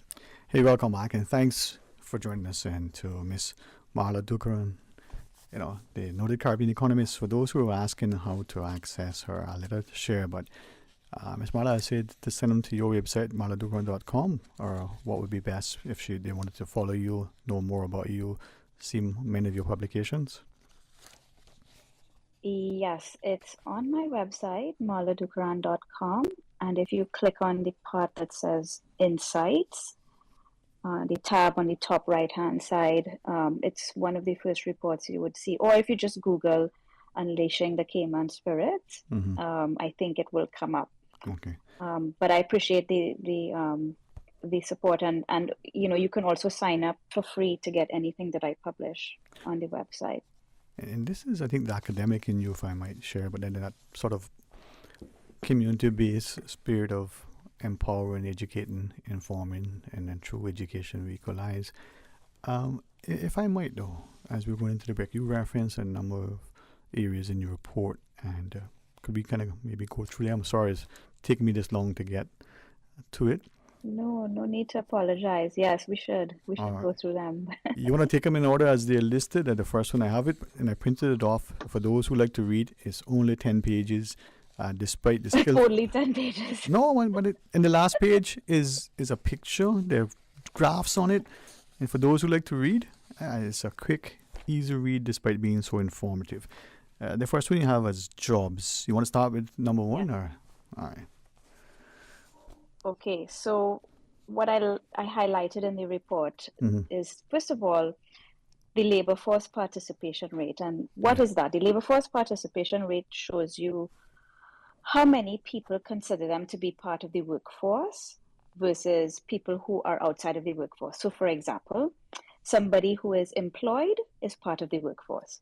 Somebody who is unemployed but looking for a job is part of the workforce. Somebody who is retired is not part of the workforce. Somebody who is a stay-at-home mom, for example, is not part of the workforce. So your labor force participation rate is showing how many people of working age are in the workforce. And one of the worrying numbers across the region is that we've had labor force participation rates that are relatively low compared to other developing countries. So you have numbers that are in the 60s, for example, in terms of labor force participation in the Caribbean. And it actually dropped, especially for women, during COVID and post-COVID. But in Cayman, you have one of the highest labor force participation rates in the region, if not the highest. You have males, for example, that are participating somewhere close to 90%, and women close to 80%, which are for sure amongst, if not the highest in the region. So that's the first thing I wrote about in the report as it relates to jobs, and it's something that I commend the Cayman Islands for and its people. I then talked about unemployment, which means people who would like to have jobs but can't find one at this moment in time. And again, the unemployment rate in many countries in this region can be very high. In most countries, it is upwards of 5%. In many countries, we have countries in the Eastern Caribbean that have unemployment rates in the 20s. We have countries that have double-digit unemployment, and that's something that is not just a COVID thing. It's throughout. They consistently have high unemployment rates. In Cayman, however, you have relatively low unemployment. Well below 5%, somewhere around 3%, and it's shown in the chart in the report. So those are two very positive things and things that we should be very proud of. But there is a challenge that I highlight when we talk about jobs, and that is one.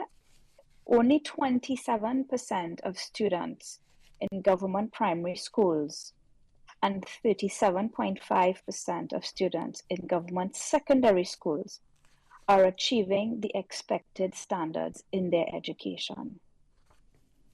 For a country with the GDP per capita that Cayman has, for a country with the amount of spending that goes into education, 27% of primary students and 38% of secondary students achieving the expected standards in their education is a weakness, is a huge weakness that needs to be addressed.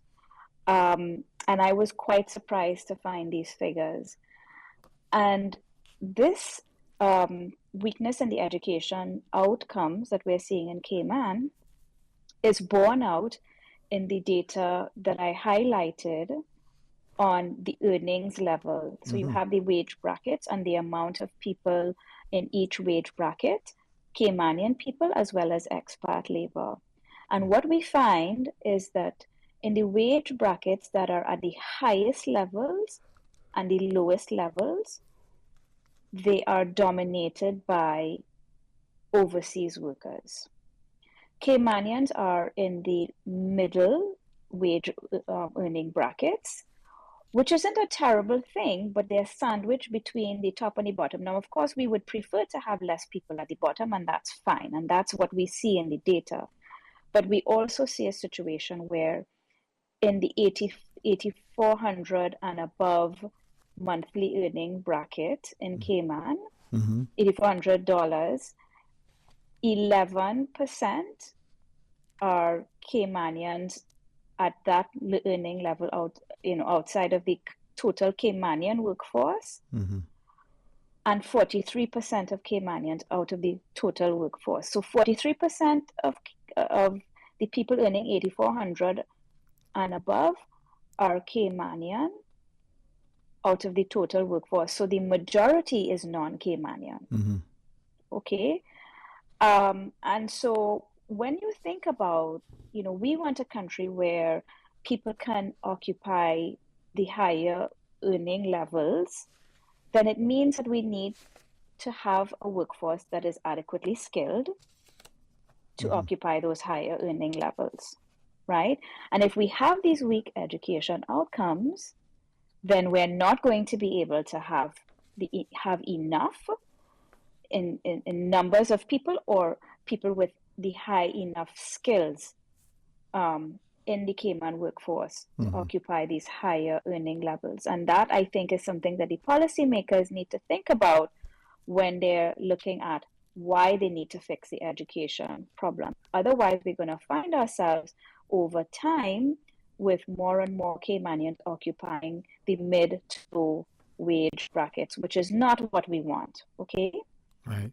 So that's the first challenge I see in the labor market.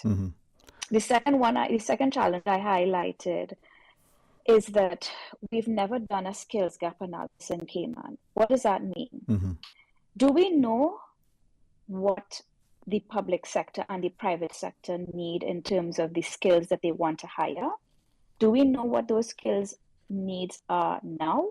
Do we know what they are in 5 years from now? Do we know what they are in 10 years from now? In other words, what are we teaching our children in preparation for the jobs that will exist in Cayman, public sector and private sector, in 5 years from now, 10 years from now, 20 years from now? We don't know. And without a skills gap analysis, which, by the way, you're not alone in not doing this. No country in the Caribbean I know of has done one of these. And it is a huge failing on the part of our policymakers, where you're educating children for and preparing children for jobs that won't exist because they've been automated or eliminated or become obsolete, or you're not training them in the right fields based on what are the needs in your country. Okay? And so I think that we really need to have a skills gap analysis to tell us what is the existing skill set of the existing Cayman workforce, what are the needs by the employers, private and public sector, and what are the future needs. And based on the future needs, we know what we need to be teaching in schools. So those are the things that I identified as possible remediation that we need in as it relates to jobs in Cayman. I also highlighted, and this is something based on an interview I did with the Prime Minister of Grenada some months ago, where what he was saying is that in Grenada, there's only so much one can do. It's a very small country. There's only so many sectors you can have, successful sectors. And of course, we know tourism is their largest successful sector. And then they also have a medical medical university. And so they have a bit of an education sector as well. And what he was saying to me in this interview, which I found was so powerful, he's saying that he is hell-bent on training his people, his young people, for the jobs that will exist in the future, whether or not those jobs will be available in Grenada. Simply because they can then either leave Grenada, which of course many countries in this region have large diasporas all over the world, but they can either leave Grenada and earn a decent living somewhere else and send remittances back home as needed, or they can work online. If you're a lawyer, if you're a therapist, a psychotherapist, a psychiatrist, if you are even an economist like me, even if you're a teacher, I have a son who has been homeschooled online from teachers in Trinidad, and actually one of them is his music teacher is from Cayman. And it's all online. So why not train people for the jobs that exist not only in their country but even outside, and that they can access remotely? And that's what the Prime Minister of Grenada and I discussed. So I talked a bit about that in the report as well. That's also something we need to think about as we educate our children and as we plan the workforce going forward. If I might ask, and I won't invite you now because I don't want people to conflate, the economic discussion with political sort of considerations. But as you shared that, I'm thinking to this whole notion of remote learning and remote working, and the accountant as the architect, as many, they can stay here and work there. We have offered that in Cayman as in other jurisdictions where we have the international concierge or the worker abroad program. Yes. But we seem to do that for people coming to our shores instead of developing for our own people who are homegrown. Yes, and that's something that we need to think more carefully about. And it's fine for people to come in and live in Cayman and work outside of Cayman. During COVID, there was a lot of that happening in Barbados with their welcome stamp, as it was called, and you had this, and Cayman had a similar program, which was an excellent innovation. But yes, we need to think about how do we train our kids so that they can work anywhere, everywhere. I tell my children all the time, do you know what a luxury it is to be able to work all day in your pajamas? Why don't you think about how but my daughter wants to get up and get dressed up and put on makeup and go to work. So she's not one of those, and it's not for everybody. But my son and I certainly, we spend the day in our pajamas writing, and I'm writing and doing my work, and so it's something that we have to think about as a way of the future. We do not have to be stuck in the old-fashioned mentality of you have to have a job where you get up every morning, get dressed, get in a car, and spend an hour in traffic to get to. It doesn't have to be that way. And I think, and I recognize that, you may have to be part 1 of part 10 with our discussions because you have much to contribute. But we're now, as I listen to you, we're talking about a paradigm shift in the way we teach and learn and what we're doing in a society. So we may not see the immediate benefit in a year or in an election cycle, but if we don't start now, we'll get nowhere. Indeed. You know, they say, when was the best time to plant a tree? 20 years ago or today? Yep. Never too late, right? Yeah. But as I go through your report and I see good, we'll share some of the sentiments expressed by others, but they seem to have been either, just inquisitive enough. Some have been informed. Others have now been, according to this listener, inspired to maybe make more public comment. Okay. But there is a bit of, for me, it highlights that in our economy, in our teaching, we don't seem to understand economics and what it is, and we seem to conflate economics with finance. The second way I say that, the second part of your report, or one of the other things in your report you highlighted in addition to job, was the notion of economic growth. And you get into some discussions and you even talk about the Lorenz curve and the like. Share with us as much as you want, but what is economic growth? Why was that important for you to highlight that as you looked at the overall, your report talked about unleashing Cayman's potential, journey towards prosperity and unity? Yes, and the reason I highlighted unity is because, Cayman is one of those countries where I get a sense of an us and them. And it's sad to a certain extent, and that's why I use that word. But prosperity is prosperity for all. Right. And as it relates to growth, we talk a lot about we need growth, we need growth, we need growth. But do you know why we need growth? And growth is important. Growth means the size of the economy, the GDP, getting bigger, right? That's what growth is. Why does that matter? Well, it matters if we want to have higher wages. It matters if we want our property prices to appreciate so that we can sell it for more money in a few years. Growth matters if we want to be able to raise the standard of living of everybody in our country. But the point I made in the report is that growth in and of itself does not make everybody better off. And I highlight in the report the example of Guyana. Guyana is the fastest growing economy on earth. You have Guyana growing 30%, 40%, 50% in the last few years, which is phenomenal numbers. It's numbers that you can't even really wrap your head around, right? That the GDP of an economy can grow by 50%. But when you look at the average Guyanese person and society in Guyana, that growth has not yet translated into the higher standard of living that the average Guyanese person can experience. And so my point in the report is growth is great. Guyana's having 50% growth, but so what? What does it do for me and you? And the average person has to be able to benefit from the growth. Otherwise, this growth is going to cause problems. And what I then highlighted is the issue of inequality.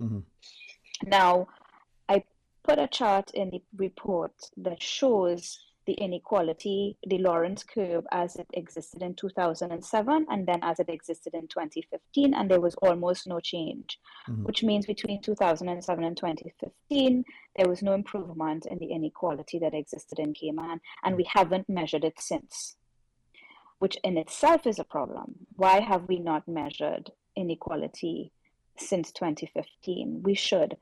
And I also want to say, and I said this in the report, that unless we have policies that deliberately translate the growth into higher standards of living for everybody, then all the growth is going to do is that it's going to cause those with assets, so those who have houses that can appreciate in price, those who have investments that can do better, all the growth will do is cause those who have assets to become wealthier, and those who don't have assets will become poorer because their cost of living has now gone up, because the price of everything has gone up because of the growth, right? So we have to be deliberate about making sure that the growth is distributed more evenly. How do you do that? Education, right? You make sure that people are well educated, your kids are well educated for the jobs that will exist when they come out of the education and the school system. Healthcare, that's another way that you use the benefits of growth to make sure that people are benefiting and the inequality is stymied. And also making sure that are things like access to affordable housing. But there are many ways that you can address inequality. I just went into a few. Right. But one of the very important things I want to talk about with inequality is that inequality actually can contribute to poverty. And that's something a lot of people don't understand. Because what inequality does is that it concentrates wealth and power into the hands of a few. And these individuals may then utilize their power to influence, for example, government policy. Where does government spend money? What are the projects government engages in? And that power and wealth can also be used to influence, for example, election campaigns. So, and these things can potentially marginalize more and more people, the people who don't have the power. So inequality can actually make your country worse off by increasing poverty and increasing marginalization of the people who don't have power, political power or economic and wealth power in your country. And so you have to address inequality if you want to maintain social cohesion, and if you want to maintain an economy, a country, a society where people are not being left behind. Right. And I want to just quote here from I had cited an IMF report where it said that while some inequality is inevitable in a market-based economic system as a result of differences in talent, differences in effort, luck, etc., excessive inequality could erode social cohesion and lead to political polarization, and ultimately it can also lower economic growth, the same thing that we say we want. If you have too much inequality, the growth itself can suffer. And according to the World Inequality Report, the inequalities within countries are now even greater than the significant inequalities between countries. So within countries, we have a real problem globally, not just in Cayman, a real problem where we have the most inequality within countries than we have ever seen, ever in history since inequality is being measured. And I want to end on inequality by saying that inequality is a political choice. It is not an inevitability. And I really appreciate you sharing that, because as I was listening to you, that old adage that we've heard, the rich getting richer and the poor getting poorer. We say it, but now you've eloquently put it in front of us that this is why that's happening. And then the inequality, if the IMF is being able to identify a report that is growing even greater within the countries, maybe you should give us pause. With that in mind, can I ask two things just on that, not to belabor it, but one in relation to a comment from one of our listeners. When looking at your report, you talked about voters being cautious when going to the polls. Now, I think you just answered that by saying it's a political choice when it comes to inequality, not something that we can't avoid. But why did you highlight that? Why that comment? Well, I don't know that I said being cautious about going to the polls. I didn't. I said, let me quote what I said. Okay. I said, and I was highlighting a report that James Whitaker wrote from Cayman Compass, and I said he did an excellent job outlining the major issues affecting the Cayman Islands that everyone should be focusing on this year, especially ahead of an election year. And then later on, I did go. Hold on, now let me look for where I talked about it. Right. I talked about how it can, if we have too much inequality, it can affect the election campaigns. I did talk about that. Right. And then I said here, right, these widely held narratives, the narratives where, in Cayman, I hear people saying, we have the twin pillars of tourism and financial services. I hear people in Cayman saying we are a consumption-driven economy. And I wanted to ask, do we really know for sure? Because have we ever tested the data to see whether these notions that we held are valid? And I said, because these widely held narratives shape policy making. It shapes government spending priorities, and ultimately it shapes the way the country is governed, who the people of Cayman elect and why. It is especially important in the year ahead of an election to make sure Caymanians understand how the economy works and what actually are the problems that we need to resolve, so that you can make the best decisions possible when you head to the polls. I never said about being cautious. I said we need to understand. And I think understanding how your economy works is critical to a functioning democracy. Having healthy debate about the issues we are talking about today, healthy, respectful debate, is critical to a functioning democracy. And so I encourage Caymanians to ask these questions and to challenge these assumptions and to challenge what we think we know, but really have we ever examined the data, the facts, instead of the rumors or instead of the narratives that are widely held, to understand what it is that really, because if let's just say a government minister, I'm not talking about Cayman, but even in my country, they will come and say things like, well, the government needs to spend a lot of money to drive growth. And people believe that, right? People believe that if the government spends money, it will make them better off. But in fact, 90% of what the government spends, and I'm not just talking about Cayman, I'm talking about the whole Caribbean, 90% of what the government spends actually leaks out in the form of imports. Yeah. So if 90 cents of every dollar that the government spends is leaking out in the form of imports, how can you say that when the government spends, it makes people better off? The evidence does not support that. And so that's one of the things I make noise about in my country and in Barbados and other countries that I've commented on, that government spending alone is not the answer. And so this is why I'm saying it's important that we understand how things really work, so that when politicians or aspiring politicians get up and say things on the election campaign that, this is what I'm going to do, then we can discern when they say what they're going to do, we can discern whether we believe that that is what is best for our country or not. Yeah. And whether we then want to give this person our support or not. Yeah. We have to know. We have to be armed with the facts to make those choices.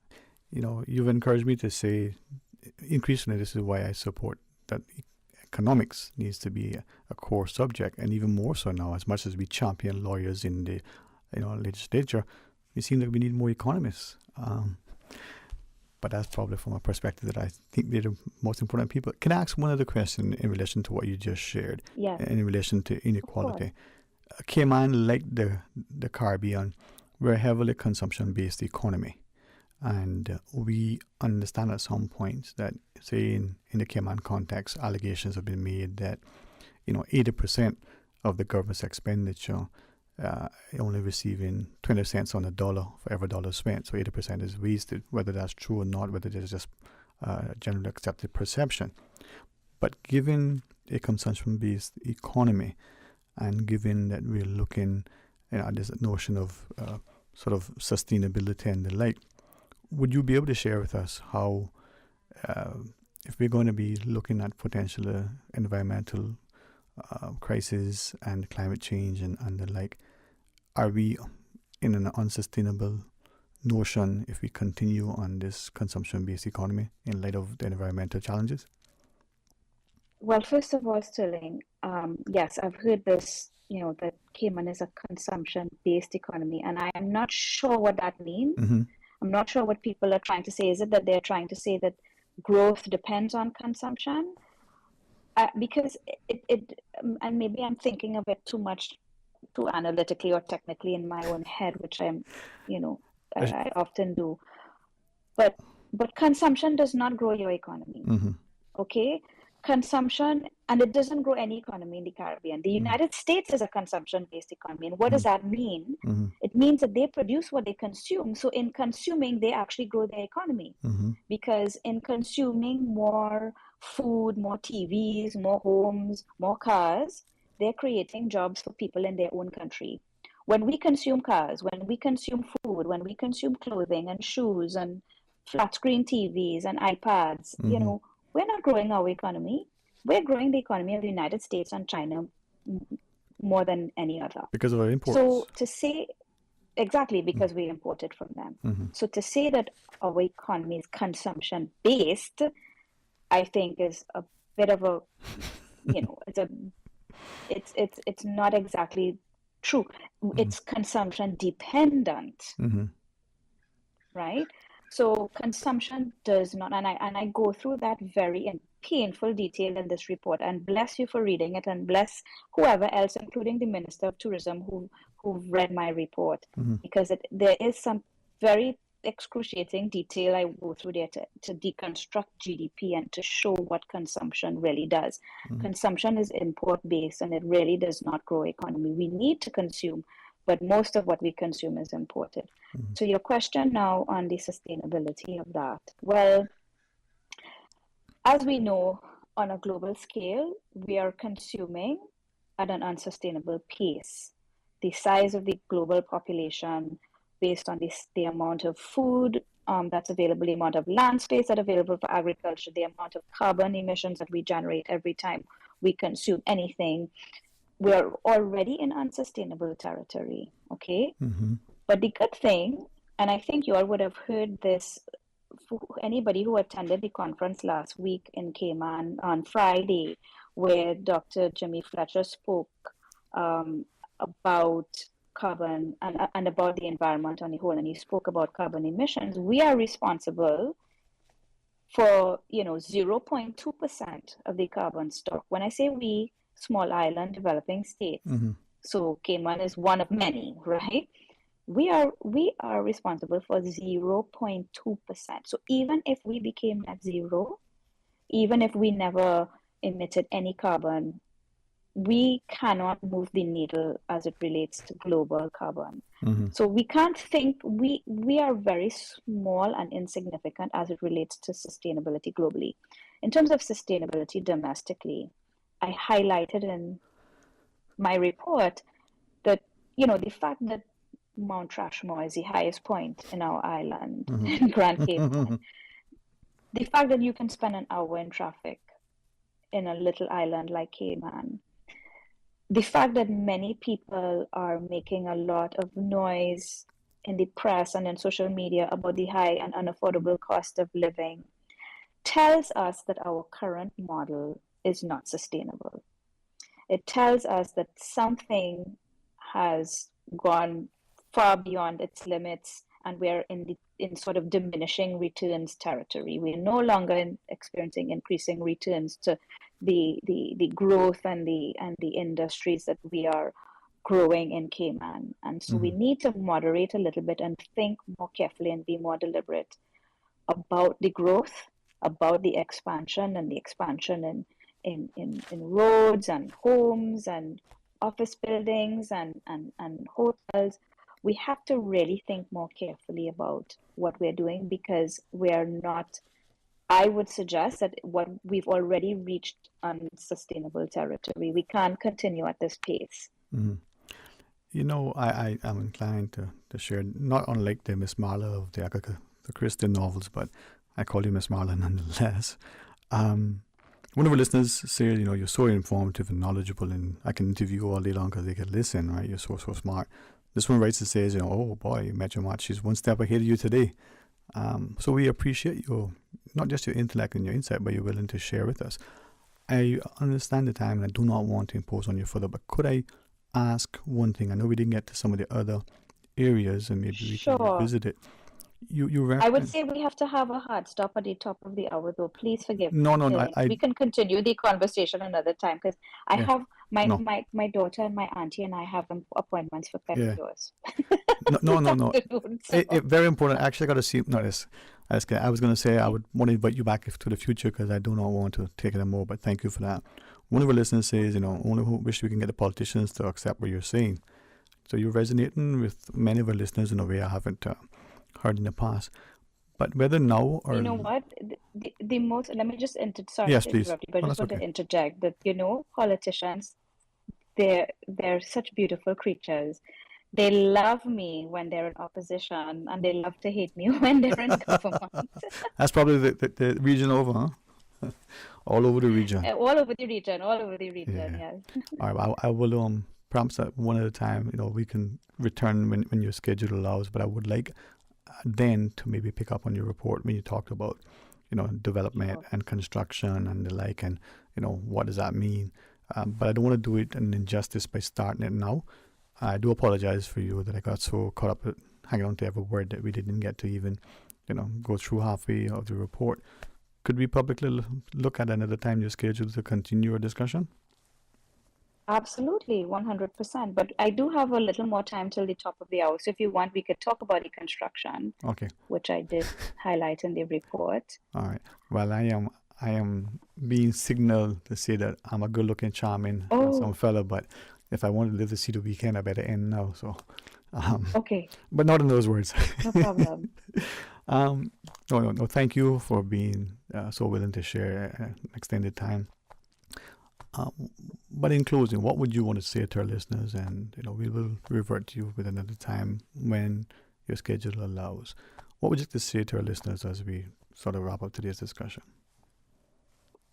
I would say thank you for your time and attention, and for the amount of feedback and that I've received on the report. I really appreciate it.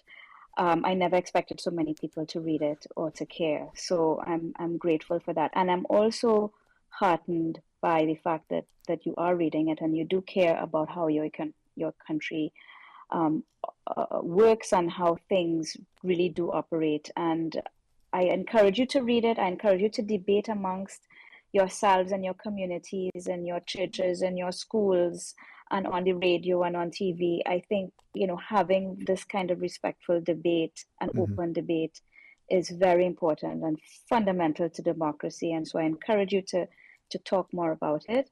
And I want to say that, I appreciate all the feedback, good and bad, critical and supportive. And I look forward to talking more with you at another time, Sterling, so that we could get more into these issues.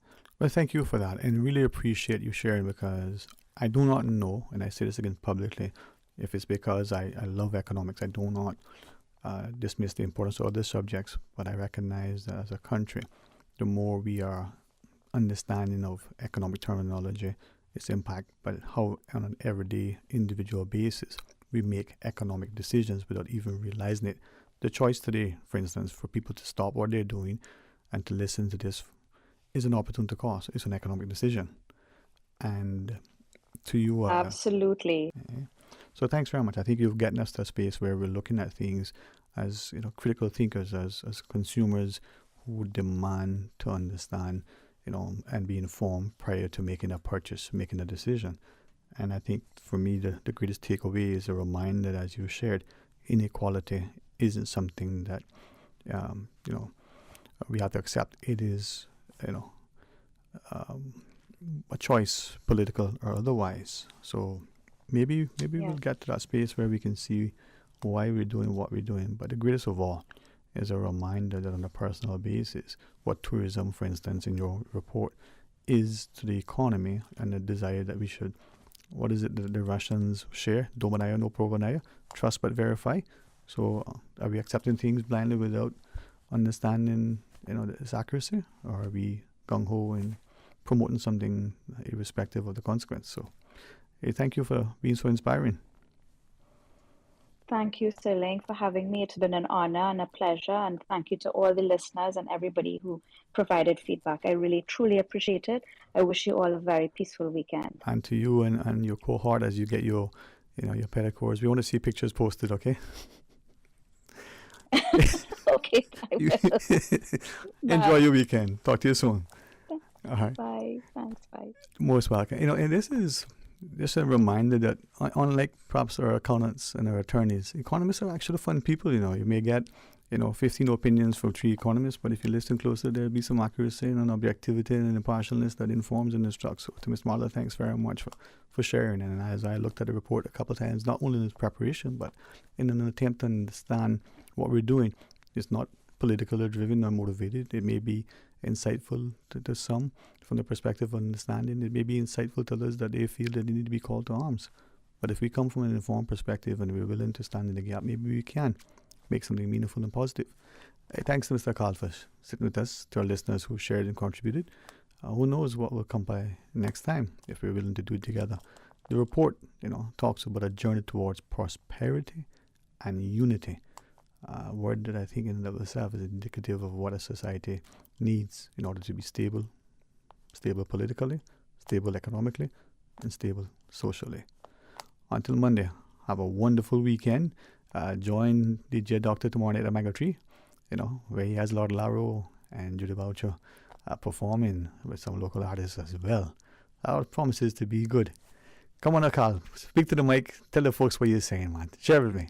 So me and Jevi will be in the Brock tomorrow for the agriculture show, so they can tune in the morning. Okay, as so well. you're telling the people that? Come on. Tell them again. Me and Jevi? Don't say it. Don't say it. You take the words out of my mouth. OC went up this morning, an excellent production. If you missed it, listen again later on the YouTube. But join our Radio K-Man team, Jevi with the belly, he's a famous broadcaster here at Radio K-Man. And our very own Paula Carl, broadcasting live from the Bragg Agriculture Show tomorrow. Another fantastic opportunity for us to demonstrate that we are, a true source and access for the community. Join us again Monday for Talk Today, but started off right with Mr. Art for the record. Have a great weekend. If you see me doing what I'm supposed to do, either tell me to correct or keep your eyes closed. No, until then, have a great weekend. At Doctors Hospital, we know life happens, and usually when you least expect it. So when unexpected medical issues arise, you need quality care close to home. Located in the heart of Georgetown, our accomplished team of physicians and medical staff treat minor urgent conditions such as migraines, chest and abdominal pain, shortness of breath, burns, broken bones, open wounds, and more. 24 hours, 7 days a week with no appointment necessary. Peace of mind is important when life happens. At Doctors Hospital, we're always here just for you. Need to speak to someone? Call 949-6066.